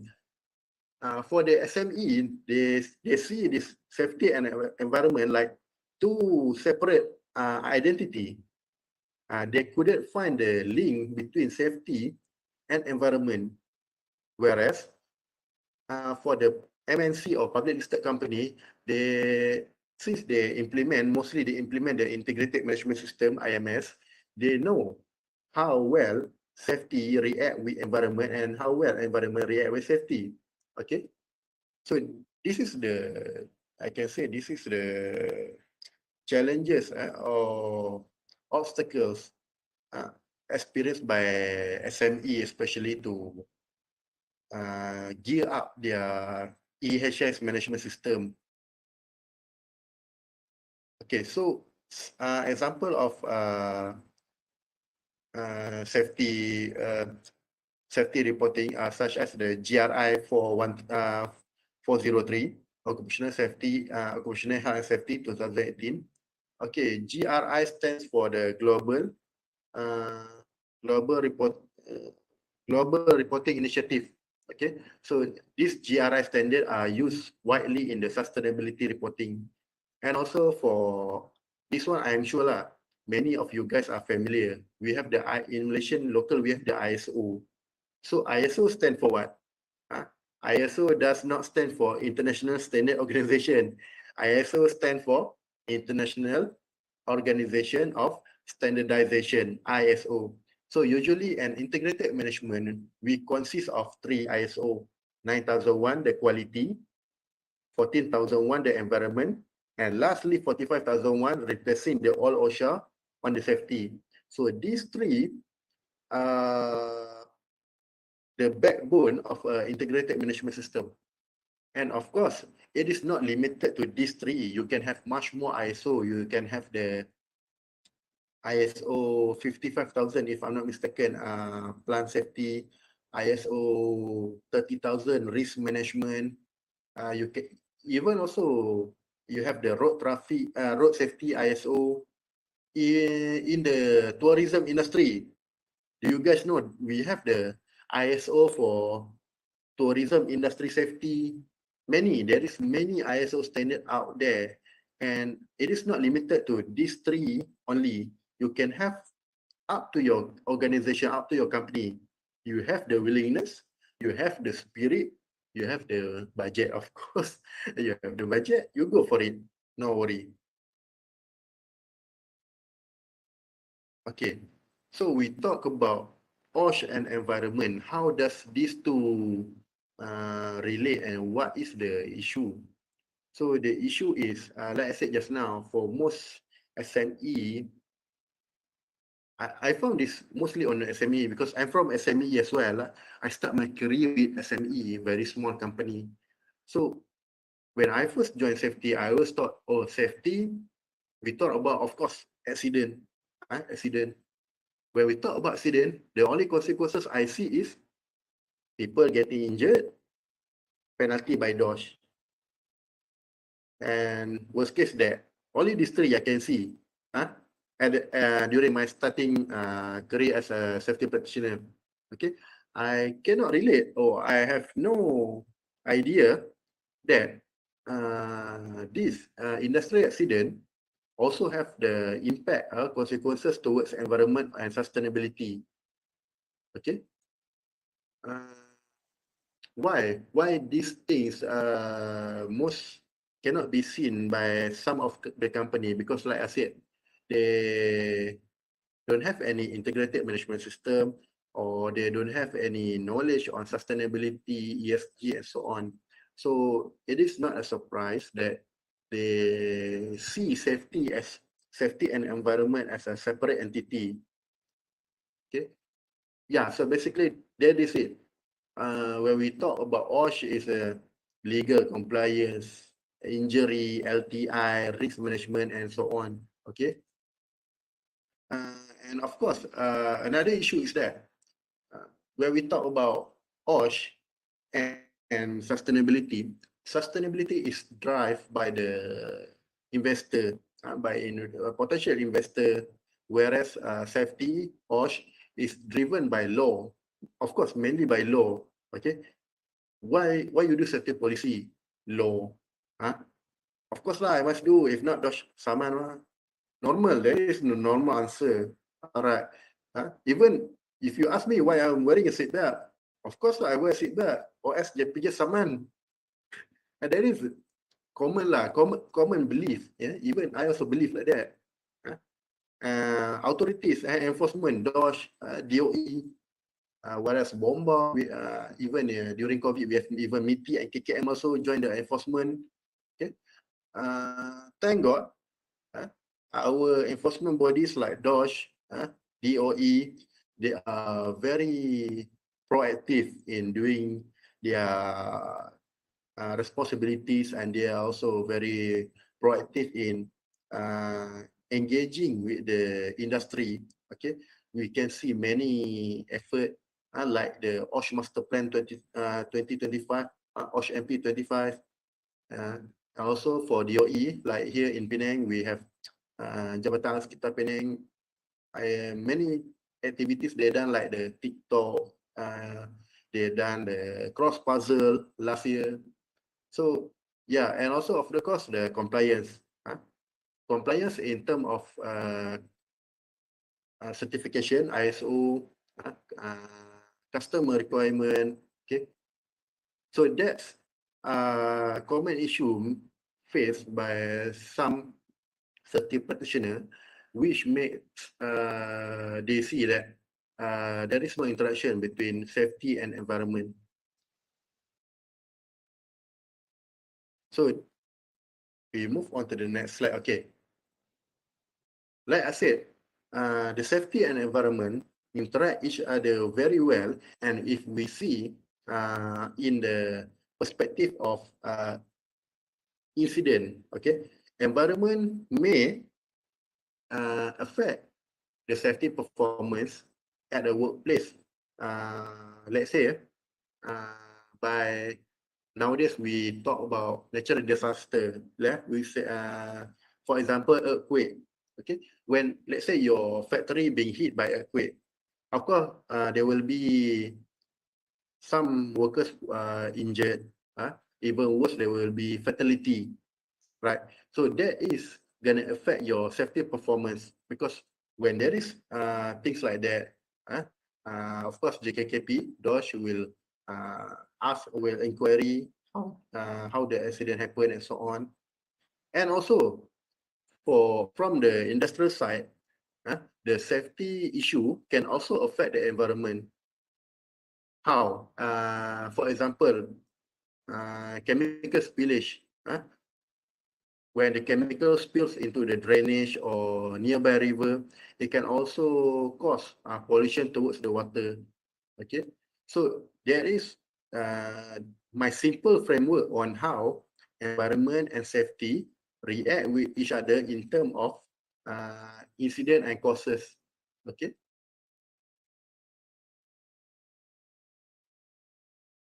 Okay. Nowadays we talk about climate change. Why climate change? Actually, there are many issues to talk. If we speak about environmental threats, environmental issue, there are many things to talk. I'm sure if we going to talk, I think until night we won't be finished. So, but one of the things, one of the major threat nowadays we face all over the world are climate change. So basically, climate change affected half of the global population, including more than 1 billion workers. It also affects people at the workplace, and some facts. One of the effect of the global change are increase in environmental temperature. Okay, so I got one fact from iOS. The heat, extreme heat, can impact workers. There will be a reduction in the productivity. They will lose about half or 50% of their work capacity. Okay, so this, when they cannot focus or their productivity is lost, okay, the chances for them to encounter or experience an accident at a workplace will be high, will increase. Okay, so this climate change, we can say that this issue create new hazard towards the safety performance of an organization. Okay, how? Like I said, recently we heard many natural disasters happening here all over the world. Even I think few days ago we heard that Johor, even I think today also Johor are still being hit by flash flood. Okay, even I think few months or last December we heard the news on landslide.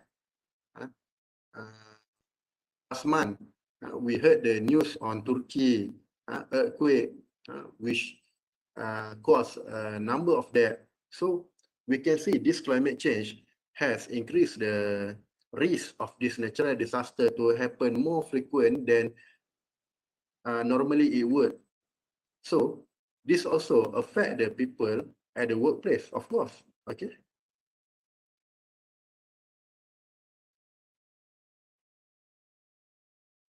Here are some examples of how natural hazards affect the safety performance of an organization. Okay.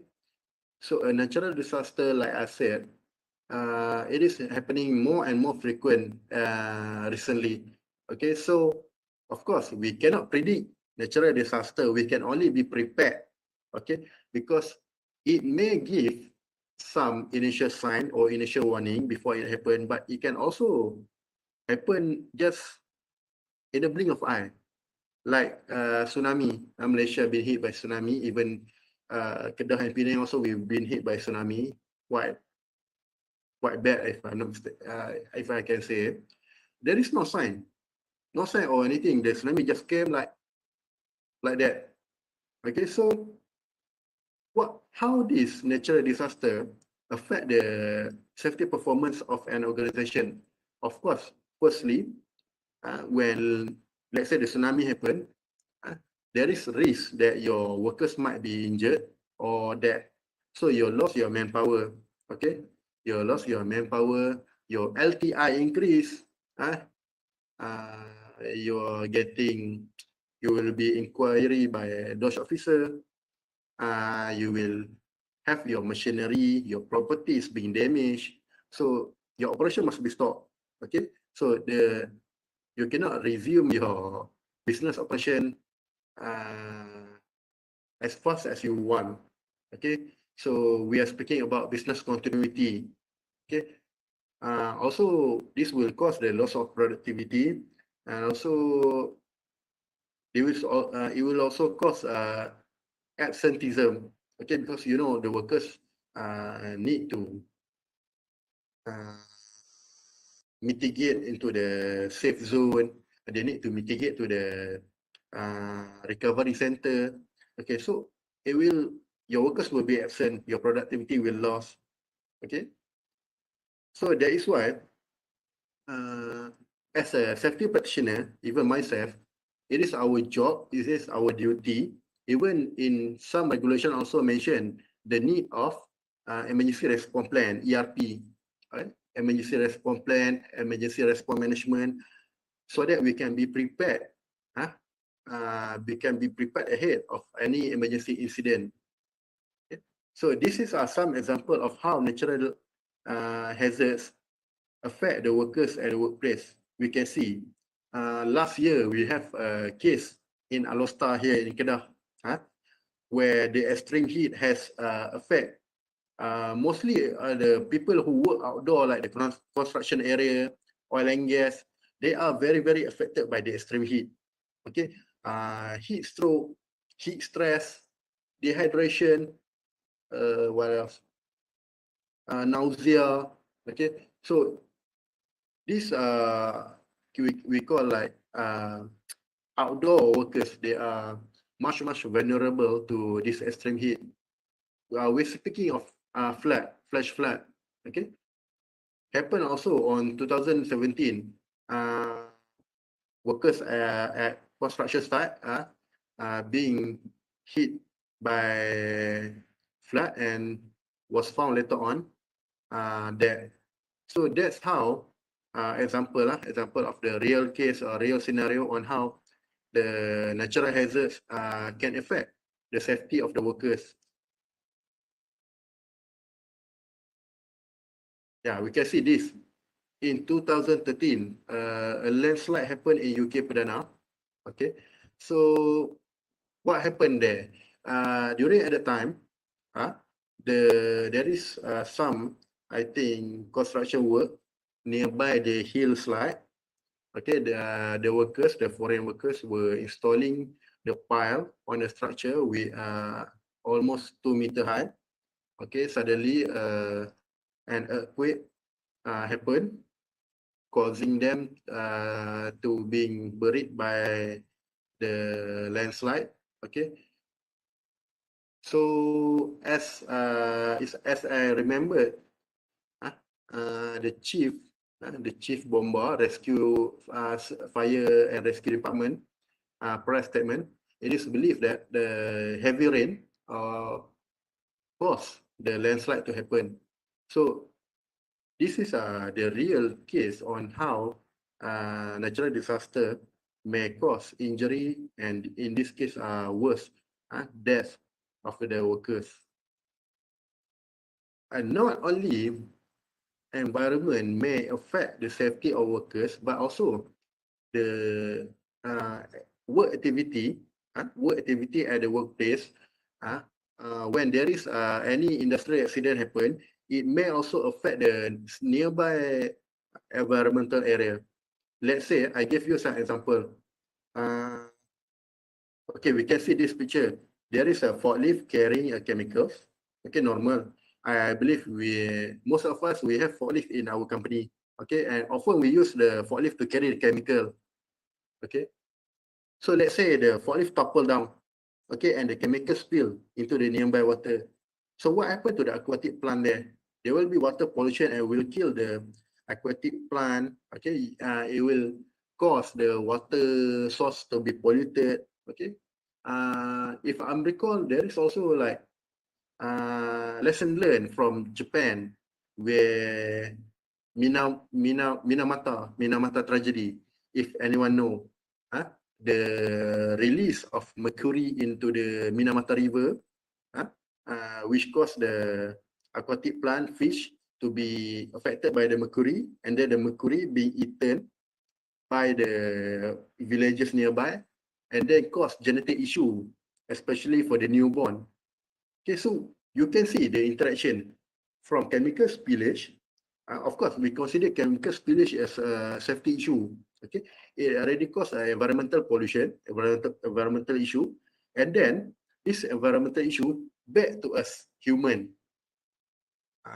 So what I'm trying to say, we are the one that pollute the environment, and in the end, due to our own action, selfish action, we receive the impact back. So this is I think this is a interaction between how environment affect the safety and how industrial activity or industrial accident affect the environment.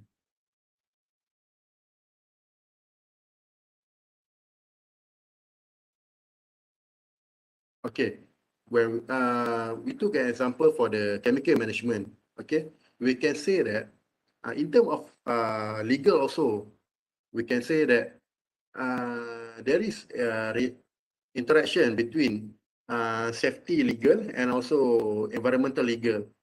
For instance, for example, the storage, the handling and use of chemical in the industrial, in the factory usually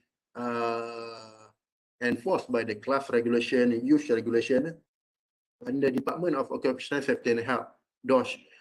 While, let's say a spillage happen, the waste, the chemical waste, shall be disposed under Schedule Waste Regulation. Okay, Schedule Waste Regulation under Department of Environmental Malaysia, DOE, Japan Sekitar.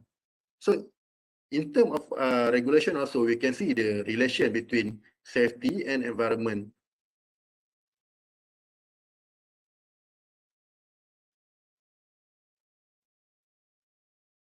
Okay, like I said just now, when we talk about accident, industrial accident, we usually think about lost time injury, penalty, compound only, but we often think about what is the effect or the consequences towards environment.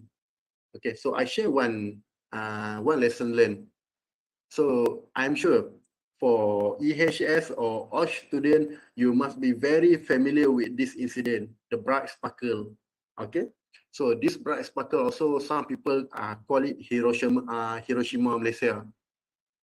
Okay, so what happened in bright sparkle? There is some explosion. Okay, some explosion happened in Sungai Buloh, 1991, due to chemical spillage, which then leads to the chain explosion. Okay, so it is named Bright Sparkle after the company name lah, Bright Sparkle Fireworks. Okay, so of course the first consequences that we see is that people, almost 100 people are injured due to the explosion, and half of them are dead. But however, for your information, on the third day of search and rescue operation, there is some heavy rain occur, which caused the chemical reaction to take place. You know, the chemicals, the leftover chemicals react with water, and then chemical reactions take place, and it evaporates into the surrounding air and cause almost 200 firefighters to abort the operation, search and rescue operation, and retreat. Okay. However, they think they are already fast enough to trigger the action. However, about 50 packs of firefighters were sent into HKL, if I'm not mistaken, due to they experience difficulty to breathe and due to the inhalation of the toxic gas. Okay, after that, the hazmat team was sent to the incident and take over the search and rescue operation. The toxic gas remains for a few days until I think around 2 days they remain until it completely put off by the natural ventilation. Okay. Also, we have some questions. Wait. Amiro, can you help me read the questions because I couldn't see the chat box? Yeah, for sure. The question said, Mr. Hazwan, is anyone to blame in case of safety and environment related issue? Oh, anyone to blame? Okay, when we speak about accident, you must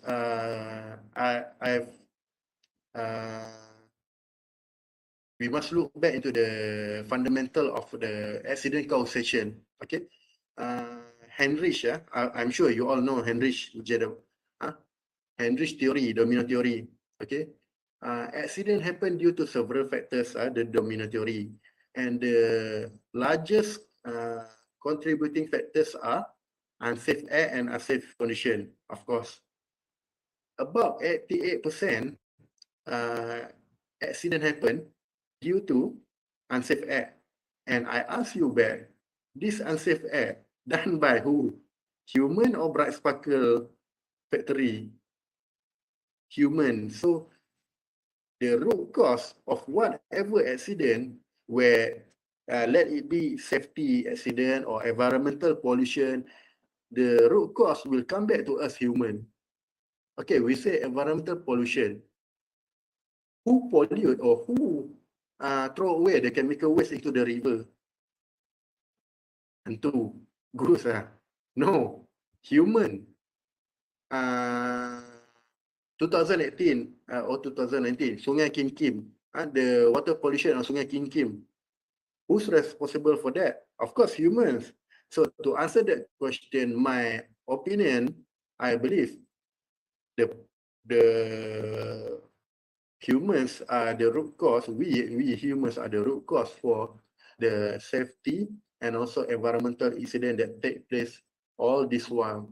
So that's why the awareness and knowledge must be geared up among the non-safety or non-EHS practitioner.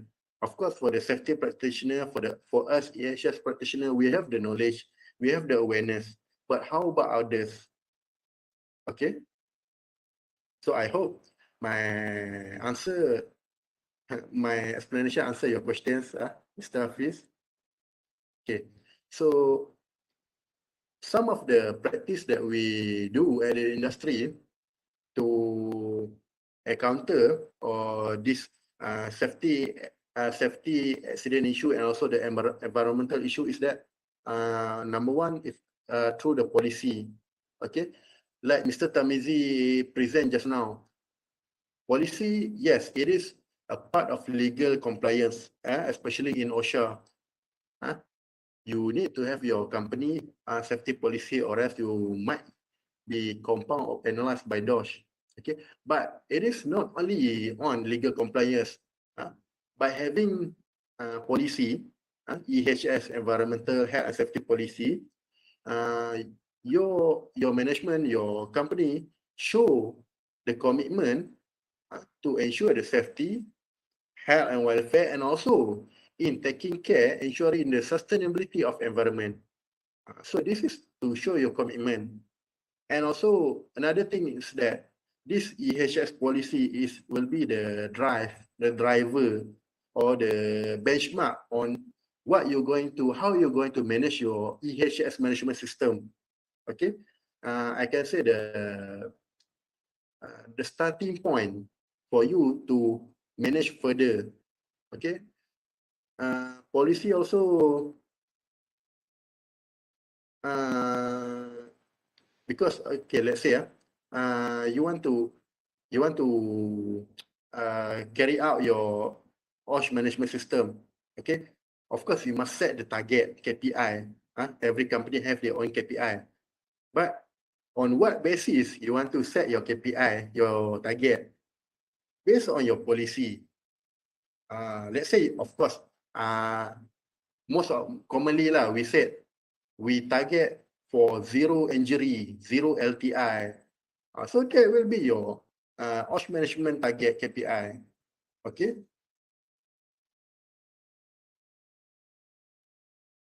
Okay. So this is another practice on some of the company that I've met, where we integrate the risk assessment process. Okay. We have the HIRAC for the safety, and we have the environmental impact aspect for the environmental under ISO 45000 and ISO 14001. Okay. So mostly large company, multinational company, public listed company, PLC, we integrate safety and environment into one framework. Okay. Because why? Because by combining these two elements into one framework, we can identify much more further than if we separate these two elements by themselves. Okay. And also, of course, less paperwork, less documentation. Okay. You don't need to prepare HIRAC one document, environmental impact aspect one document. You can simply pump one document. You can have both. Okay. So, and also, of course, the HIRAC and environmental impact aspect is part of legal requirement. Okay. And also, like Mr. Tamizi present just now, starting this year, June 2023, the requirement for HIRAC will be clearly mentioned in the OSHA Amendment 2022. Because, okay, if you ask me, right now in the OSHA 1994, I challenge you. You can open OSHA 1994. You let me know which section clearly stated the need for HIRAC. It is not stated clearly in OSHA 1994 the need of HIRAC, but in section 15, it mentioned that the employer needs to ensure the safety, health, and welfare of the employee. Of course, one of the way to ensure the safety, health, and welfare is by HIRAC. So I can say, from my opinion, at the moment, with OSHA 1994, HIRAC is a salient provision. It is not clearly mentioned by the authorities or by the law. Okay. Before this, I talk about policy. Some company also, the need of policy is due to their customer requirement, certification requirement, like this annex clause. Okay. Every ISO, you need to have your policy on that ISO or standard management. Okay, let's say you have the ISO risk management 30,000, if I'm not mistaken. You need to have your policy on risk management. You have ISO on road safety. You need to have policy on road safety. So if you're going to implement ISO, whatever ISO you want, policy is one of the compulsory requirement you need to follow, you need to implement. Okay, lastly, to combat or to make ourselves prepared for natural disaster, we must have our own, our tailor-made emergency response management. Okay, why I said tailor-made? Because normally, I think this is a common issue for us safety practitioners. We're like, hey, share me your HREC, share me your ERP plan. But of course, even I also do like that in my early days. So, but there is one issue. If you copy my emergency response management plan, is my hazard the same with your company? Of course, it is not the same. Because why? Your business operation and my business operation are not the same. My machinery are not the same as yours. And my safety culture are not the same as yours.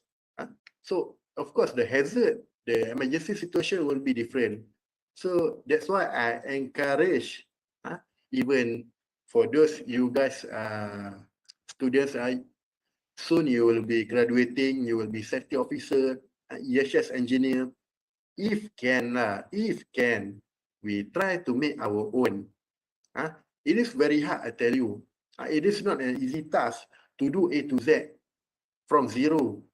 But inshallah, once you complete your HIREC, your EIA, your emergency response plan by your own, you will see that the things that you do are suitable, compatible with your own organization.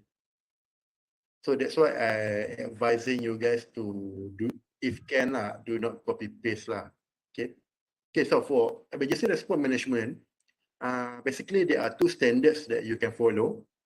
One is our own Malaysian standard MS 2735, emergency preparedness and response. It will guide you how to manage the emergency within your facility. Or you want a international standard, you can refer to NFPA 1600, the standard on emergency management and business continuity plan. Okay, so these are the two standards usually referred by company out there, organization out there, in terms of making their emergency response management. If you want to set up your ERT team, your incident management team, you can refer to these two standards, no problem. So why we need to have the emergency response management or ERP, emergency response plan?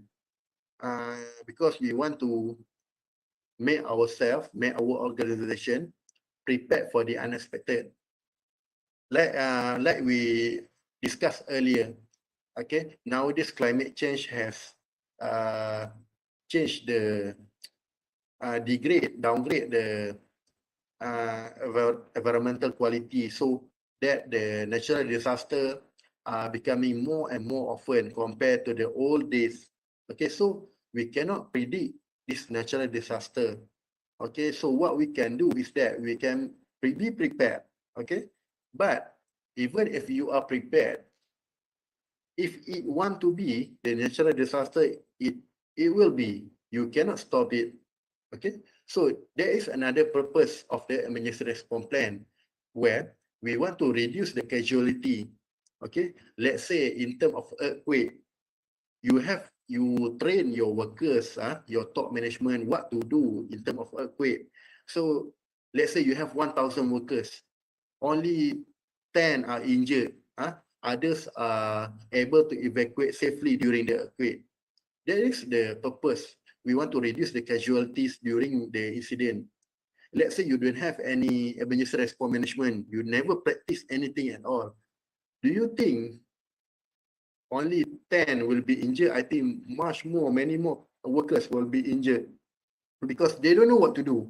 You never practice, you don't have any management in case of emergency response.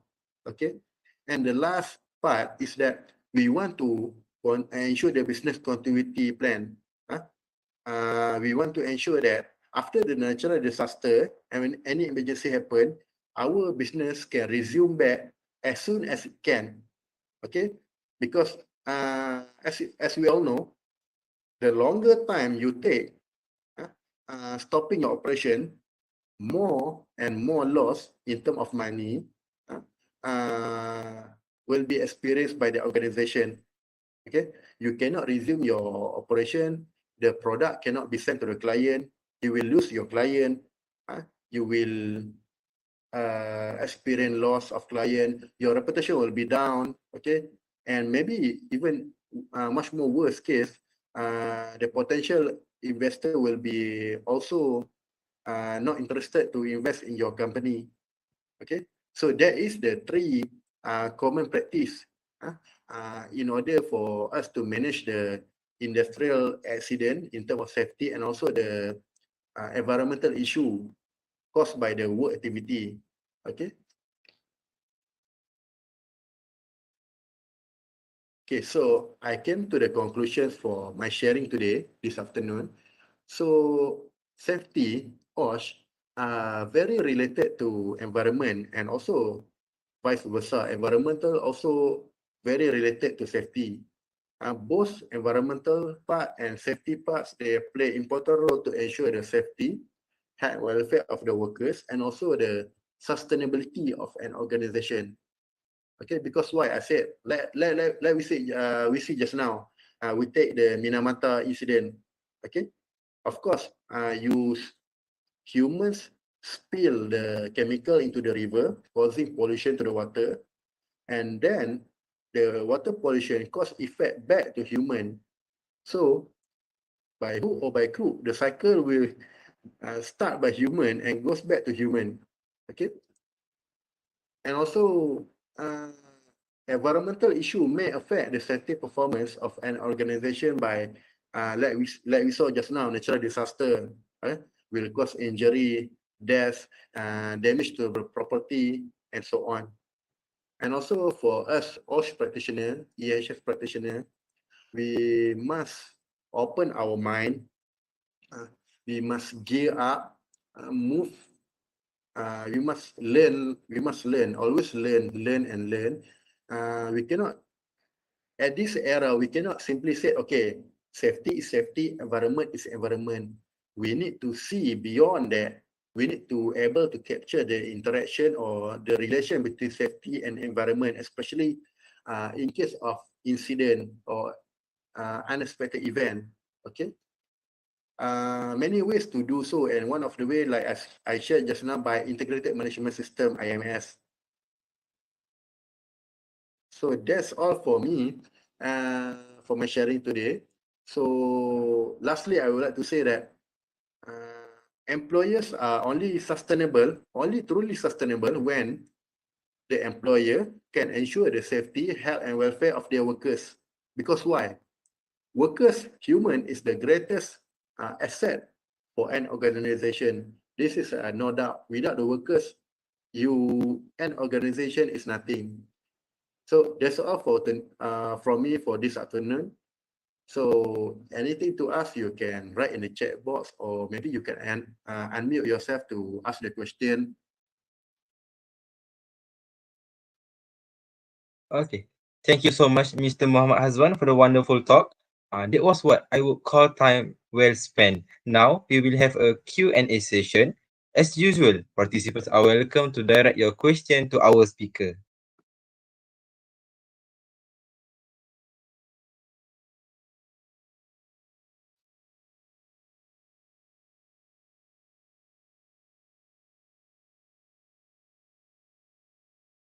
Whatever I can answer, I will answer. If it is beyond my knowledge, my experience, I will ask to some of seniors person or whom I know, and I will get back to you guys, no worry. Okay, Mr. Hazwan. So the first question to be asked to Mr. Muhammad Hazwan is, how can I get the OSHA inspector to my workplace to evaluate unsafe practice? How you can get the OSHA inspector? Okay. I'm referring to the DOSH officer, isn't it? Okay. If one way do you guys know the MyKKP website? There is a website, online website for us safety practitioner SSO. At the column there is one one tab, okay, one tab that you can use to report a complaint on any issue. Okay, so you can use that channel to get the officers to come to your workplace and do their inspection. Okay, there is one. Another way, if you can simply approach the officer themselves. Like myself, the officer came to my workplace frequent because machinery inspection. We have almost 200 machinery to be inspected and renewed every year.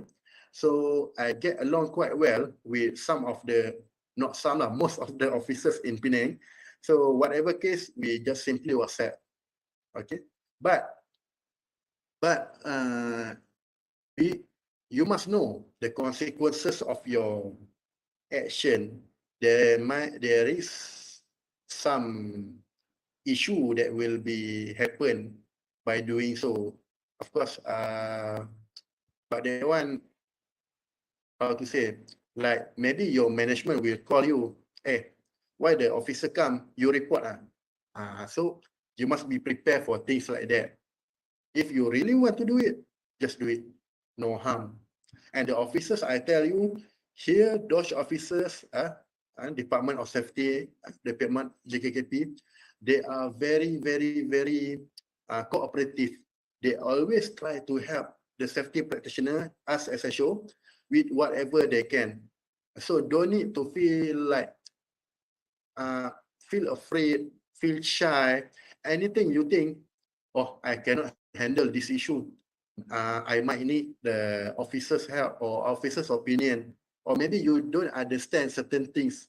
Like I share my experience.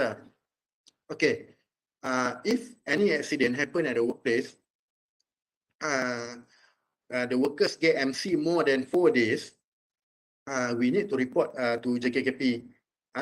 We need to report to DOSH, Department of Safety, by using the JKKP 6 form, clear cut.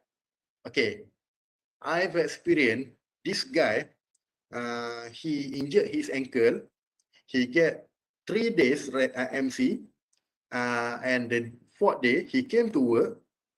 Okay, he came to work, and on the 5th day, he continued the MC again. So the total MC, above 4 days, but they are not continuous.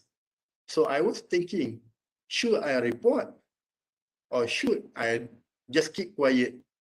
So that's where I asked, I called the DOSH Pulau Pinang, I asked for their opinion, and Alhamdulillah, they are very, very helpful. So my answer is that you can contact them by their website, or also if you know some officer, you are good with them and you have good relation with them, you can tell them directly, no harm. They will be glad to help, trust me.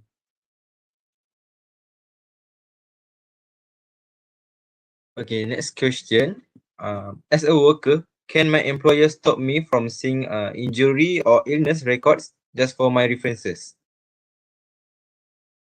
Can you repeat again? Okay. As a worker, can my employer stop me from seeing injury or illness records just for my references? Okay, as a worker, can my employer stop me from seeing injury or illness record just for my Okay. references? It is quite a broad concept actually, but your employer, your management, your boss cannot stop you or cannot hide any, we can say, injury record or anything from you. In regards, that document belong to you.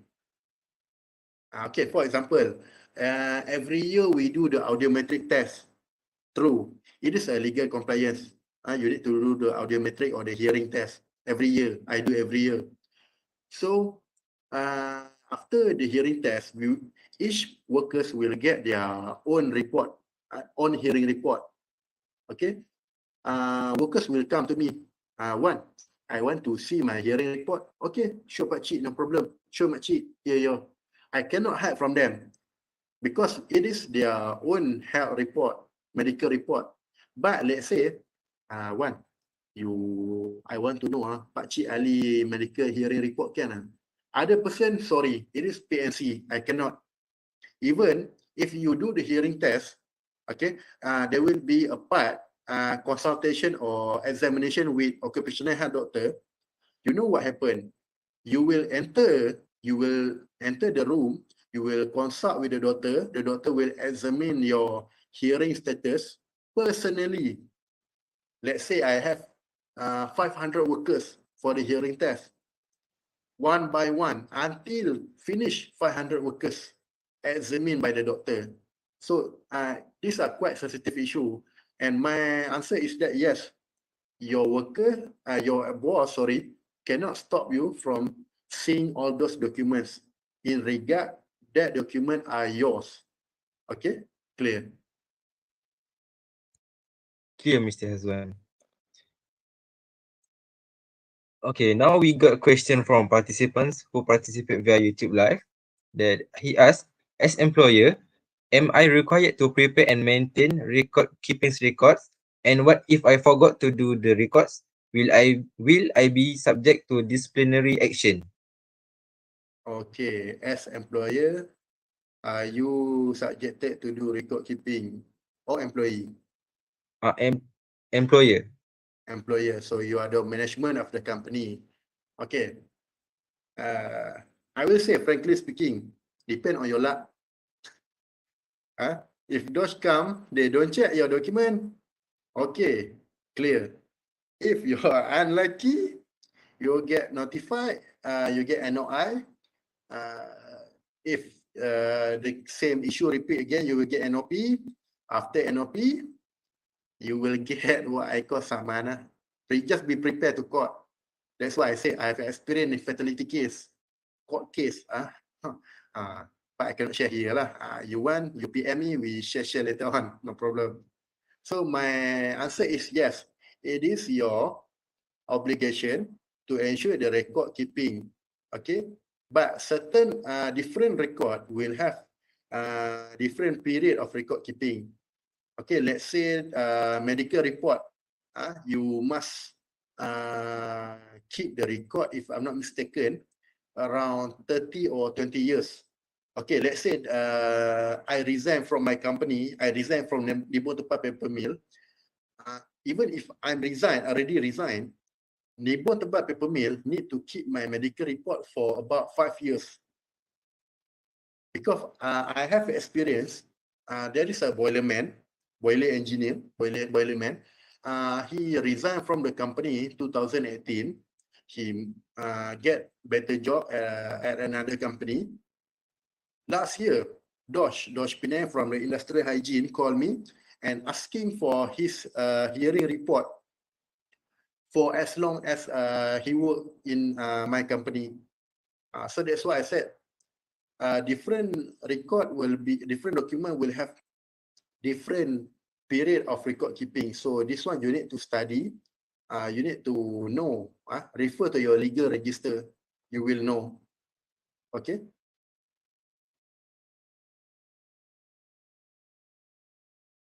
Okay, there is a question on chat box that catch my eyes. The question asks Mr. Hazwan,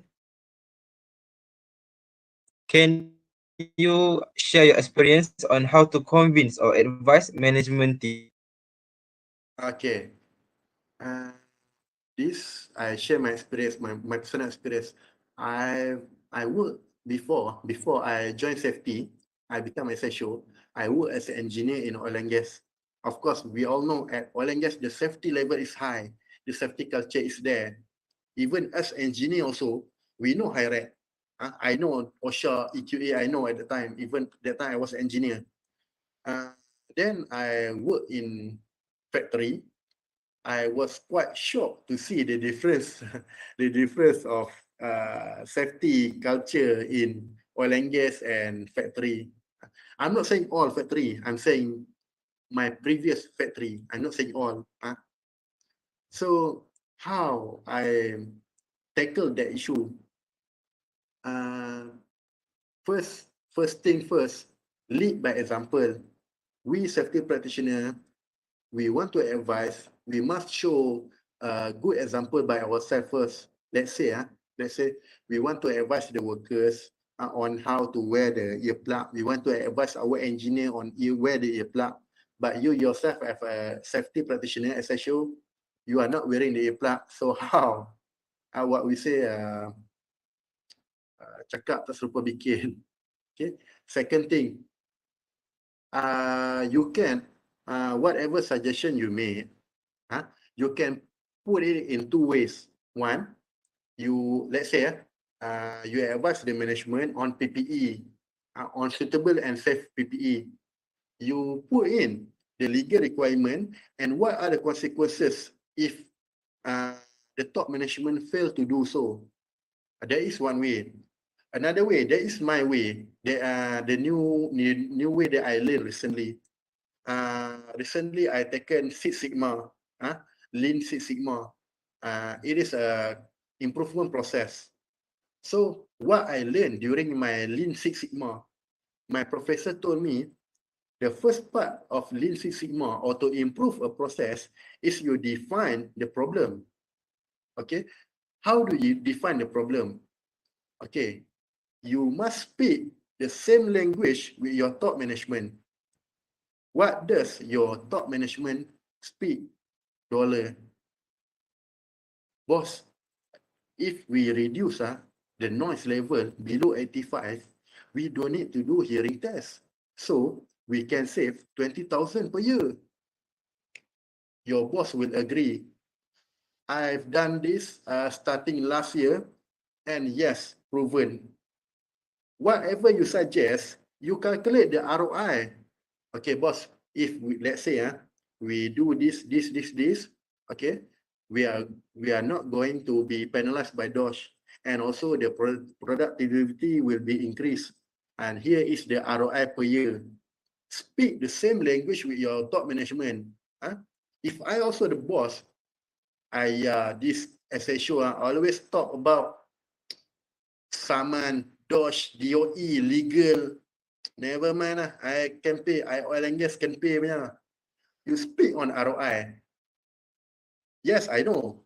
Nowadays, all the price are increased. That's why you twist, you try to change the way we approach our top management. We let them know what is the ROI, what is the cost saving for these things that we're going to do.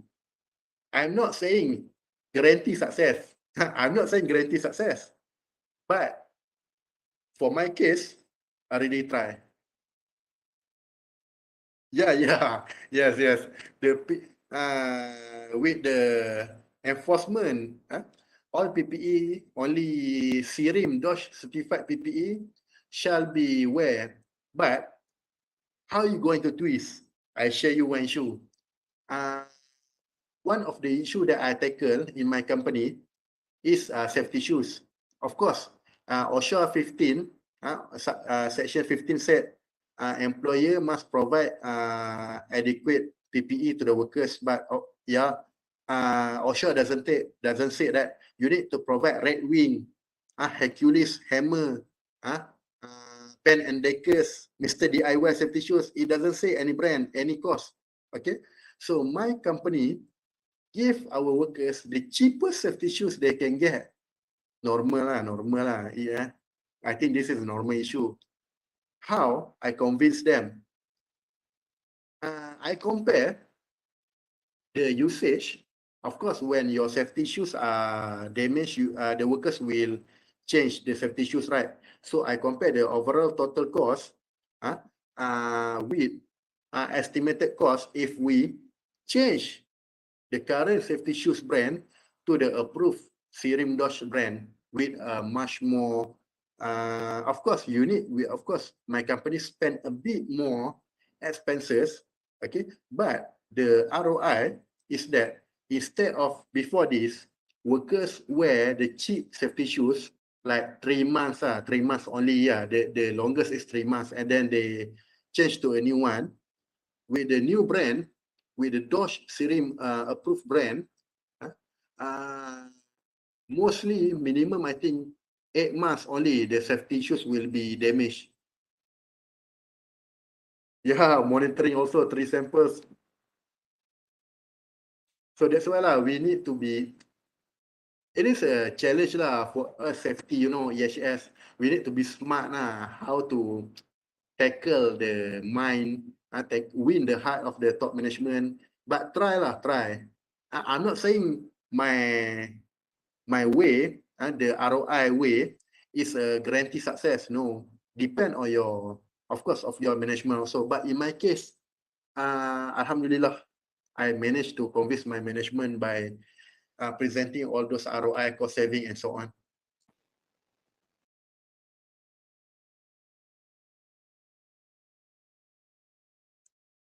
Okay, Mr. Haswan, maybe this will be the last question.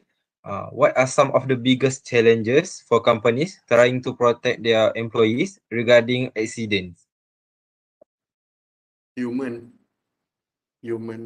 especially what I'm saying about human is okay, if you go, okay, like I said previously, okay, in oil and gas, working at height, you don't need to shout. Everyone will wear the harness in oil and gas, no issue. Everyone know their responsibility, they have the awareness, they have the knowledge. But you go to kilang, you go to construction site, every day must shout, boy, safety harness, because the lack of the exposure, awareness, and in my experience, those people, those workers who are doing this kind of things usually are the old-timer, otai-otai. And this is another challenge for us, especially you guys, the young ones, when you will enter you will work soon, you will enter the industry. Do you think your age, our age, 20-something, 30-something, we advise people like who age 50, 55, you think they're going to listen? That is the challenge, actually, human behavior, human factors, actually. In fact, many factors contribute to this human factor as knowledge, awareness. So that's why I said, we cannot change a person mindset or belief in one night. It takes a long, long way to change that. I've been safety in 2020. Alhamdulillah, it took me 3 years to get our vendor, our third party, outsider contractor, to have the awareness on PPE. Before this, I tell you, I entered the work, the kilang, the factory. I am very shocked to see the foreign workers, especially, simply wear crop slipper enter the construction site. I mean, like, wow. So human is the biggest factor. The mindset, the attitude. It is a long-term journey lah. Okay, thank you, Mr. Hazwan. Now, can I get Miss Awandana?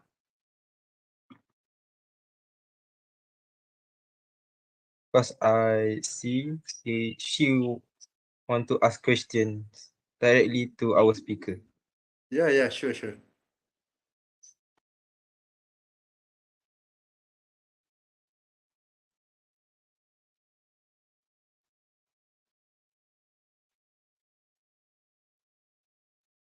Hi, can you hear my voice?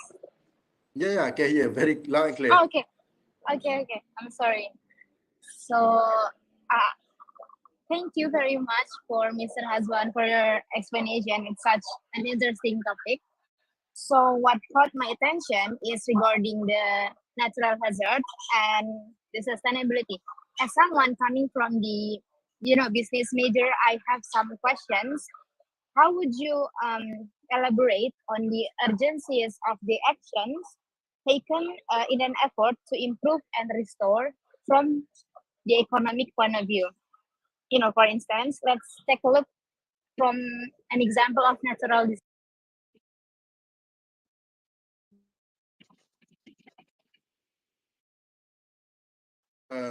Sorry, Miss, I cannot hear.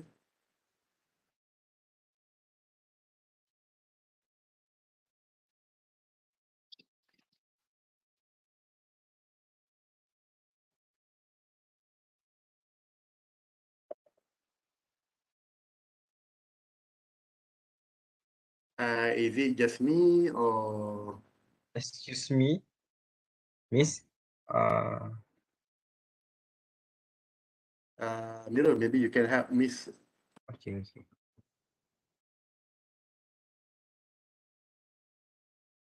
Seems like lagging.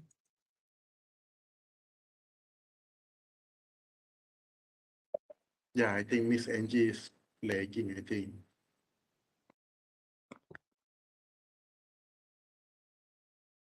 Never mind. I think we can wait for her, no problem. Okay. I'm not in rush also. I think Miss Angie has internet issues. Yeah. Yeah.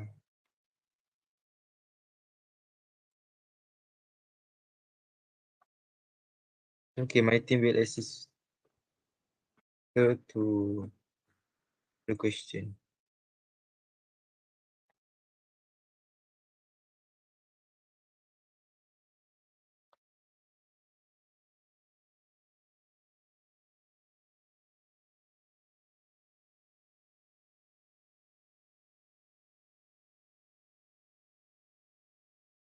Miss Angie, do you hear me?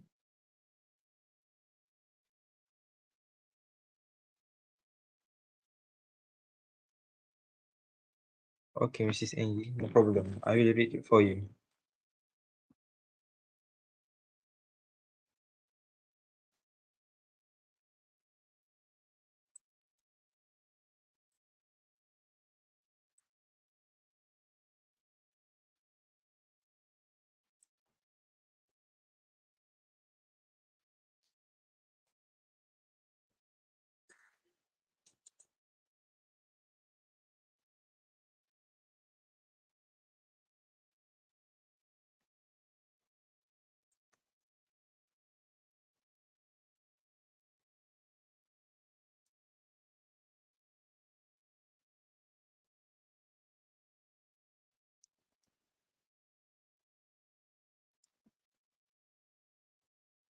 I think we will proceed with the quiz, then we will continue with Miss Angie question later on.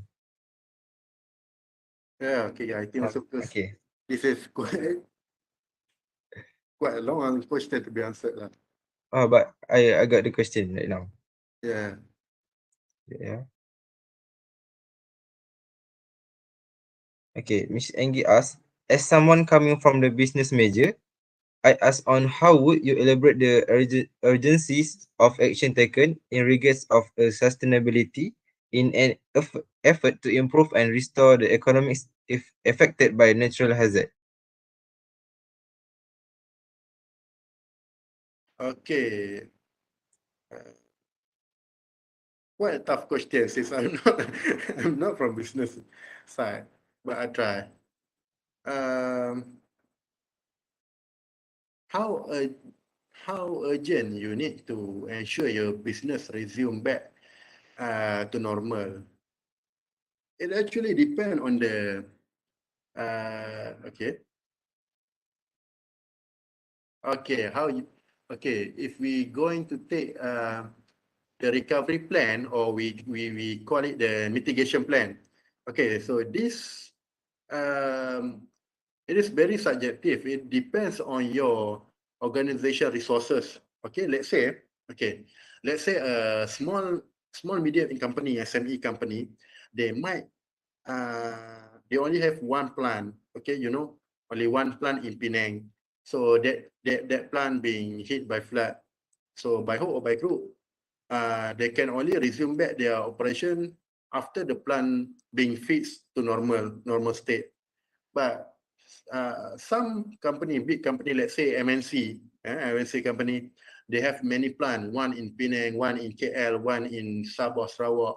Okay, one plant down, no problem. We have other plant to support.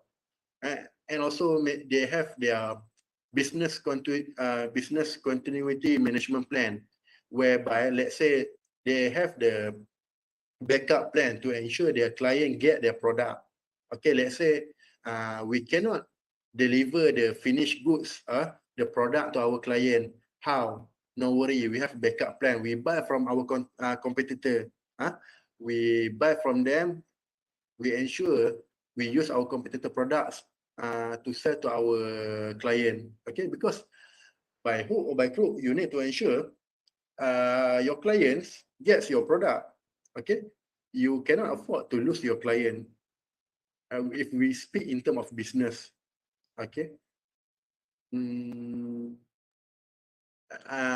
That is about the purpose and the aim of mitigation plan. How you going to restore? I think this one maybe we are discussing on the technical issue or tactical issue. And this one also, once again, I said, depend on your resources. You have your very well-trained emergency response team. You have a well-equipped equipment in case of emergency response. You can resume much more faster compared to a company which doesn't have any emergency response team, doesn't have any emergency response equipment. So depend on that organization also. And also depends on how well that organization interaction with authorities. Because like we said, natural disaster it is a level 3 emergency where you are required for assistance from outside, from the local authorities such as BOMBA, Fire Rescue Department, or you might require ambulance from the nearby hospital. So how good your connection, how good your management with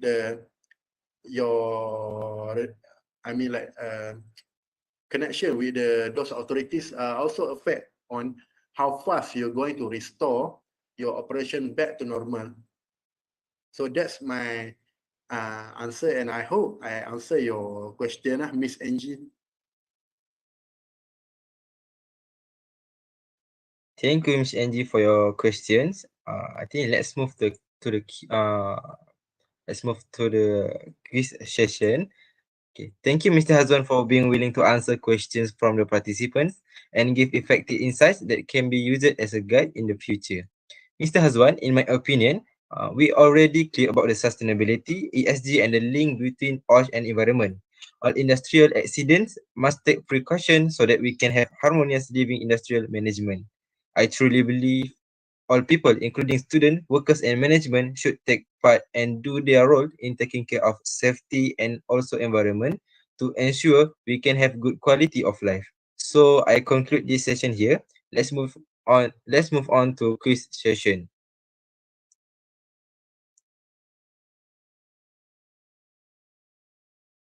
Thank you everyone for being actively participating in the Q&A session.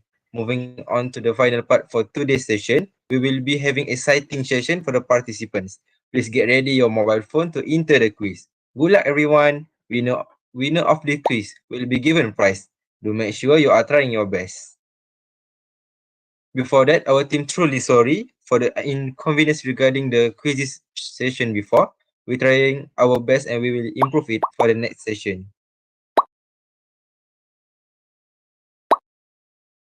Dear participants, we give you all 5 minutes to enter the quiz. The quiz links also will be given via WhatsApp group, Webex meeting, and YouTube Live if you fail to scan the QR on the screen. Let me know in the chat box if you cannot join the quiz. Our team will assist you. Thank you.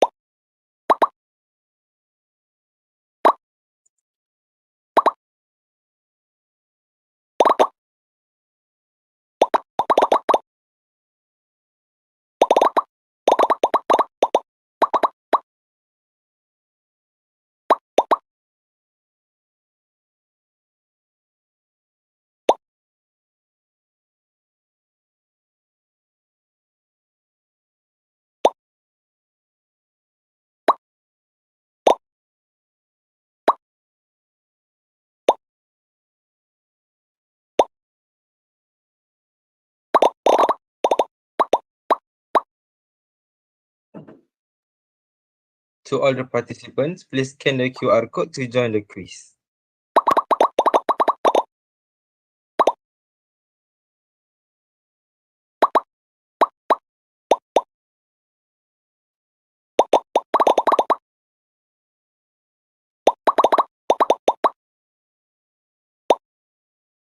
Now we can see 56 participants join the quiz.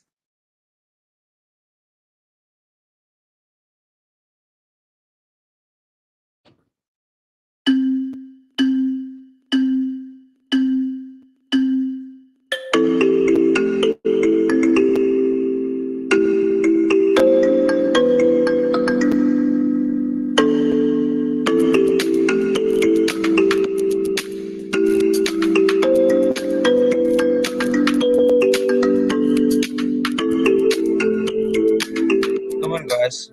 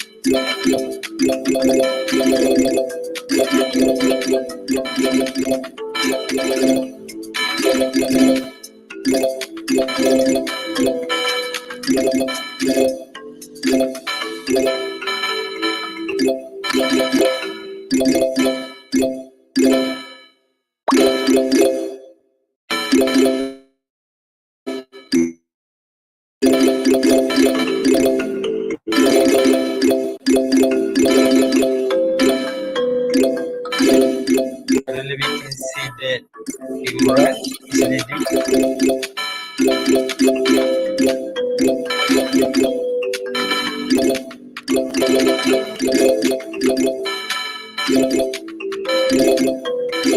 Imran back to the top.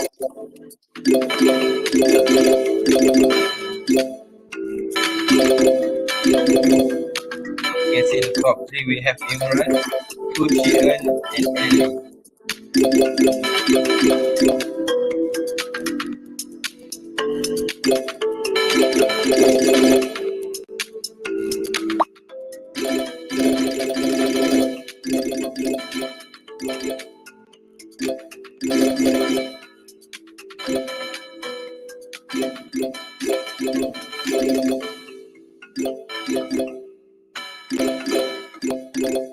Imran still the top with score 14,050 and 80.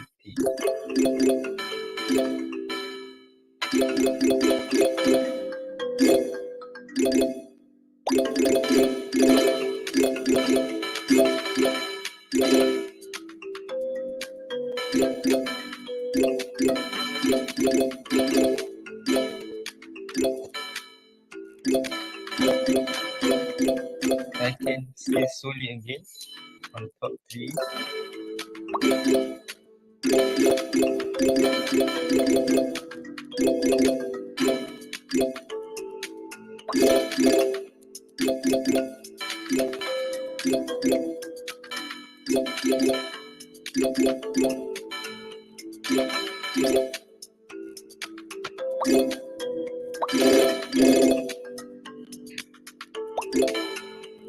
I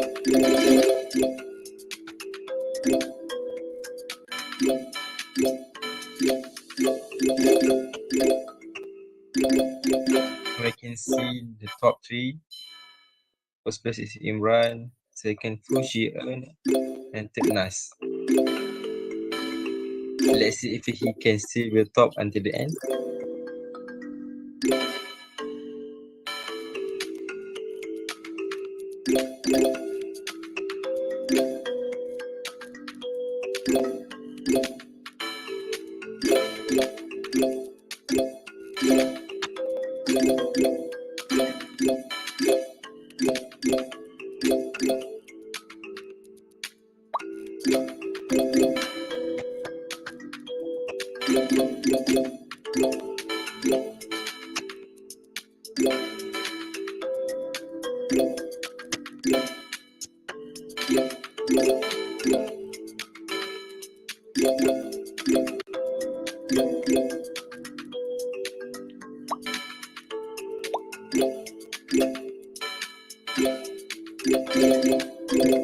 You can see the rank: first rank Imran, second Fushian, third Amy, fourth Nas, and fifth Irfan.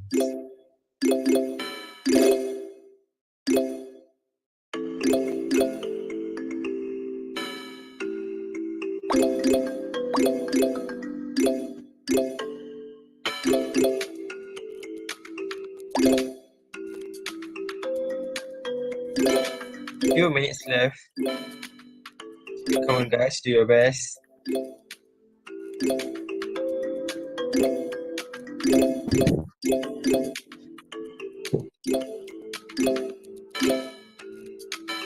Wow.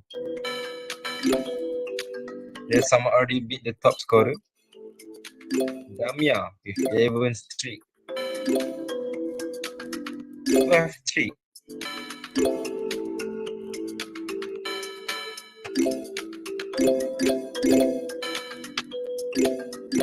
Now 13 streak. Oh, now we can see Nia at the second place.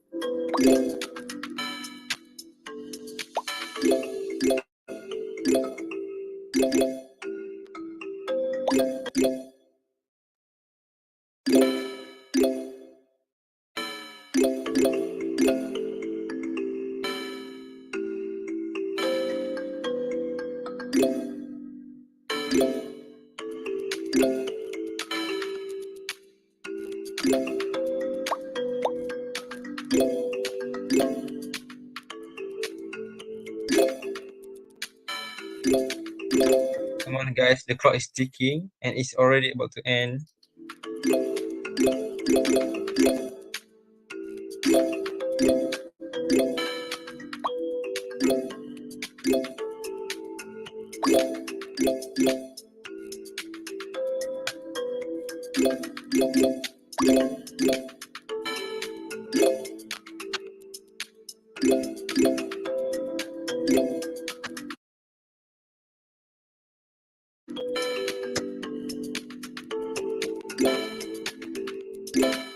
The quiz has ended.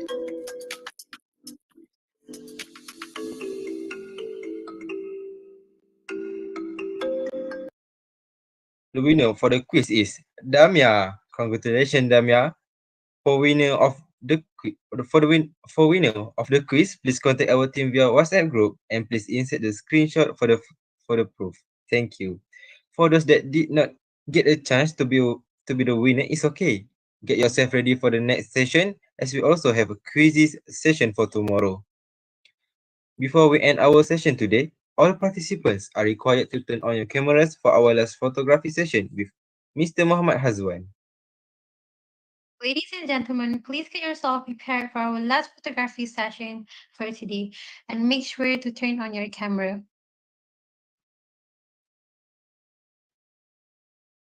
The more the merrier. So please turn on your camera.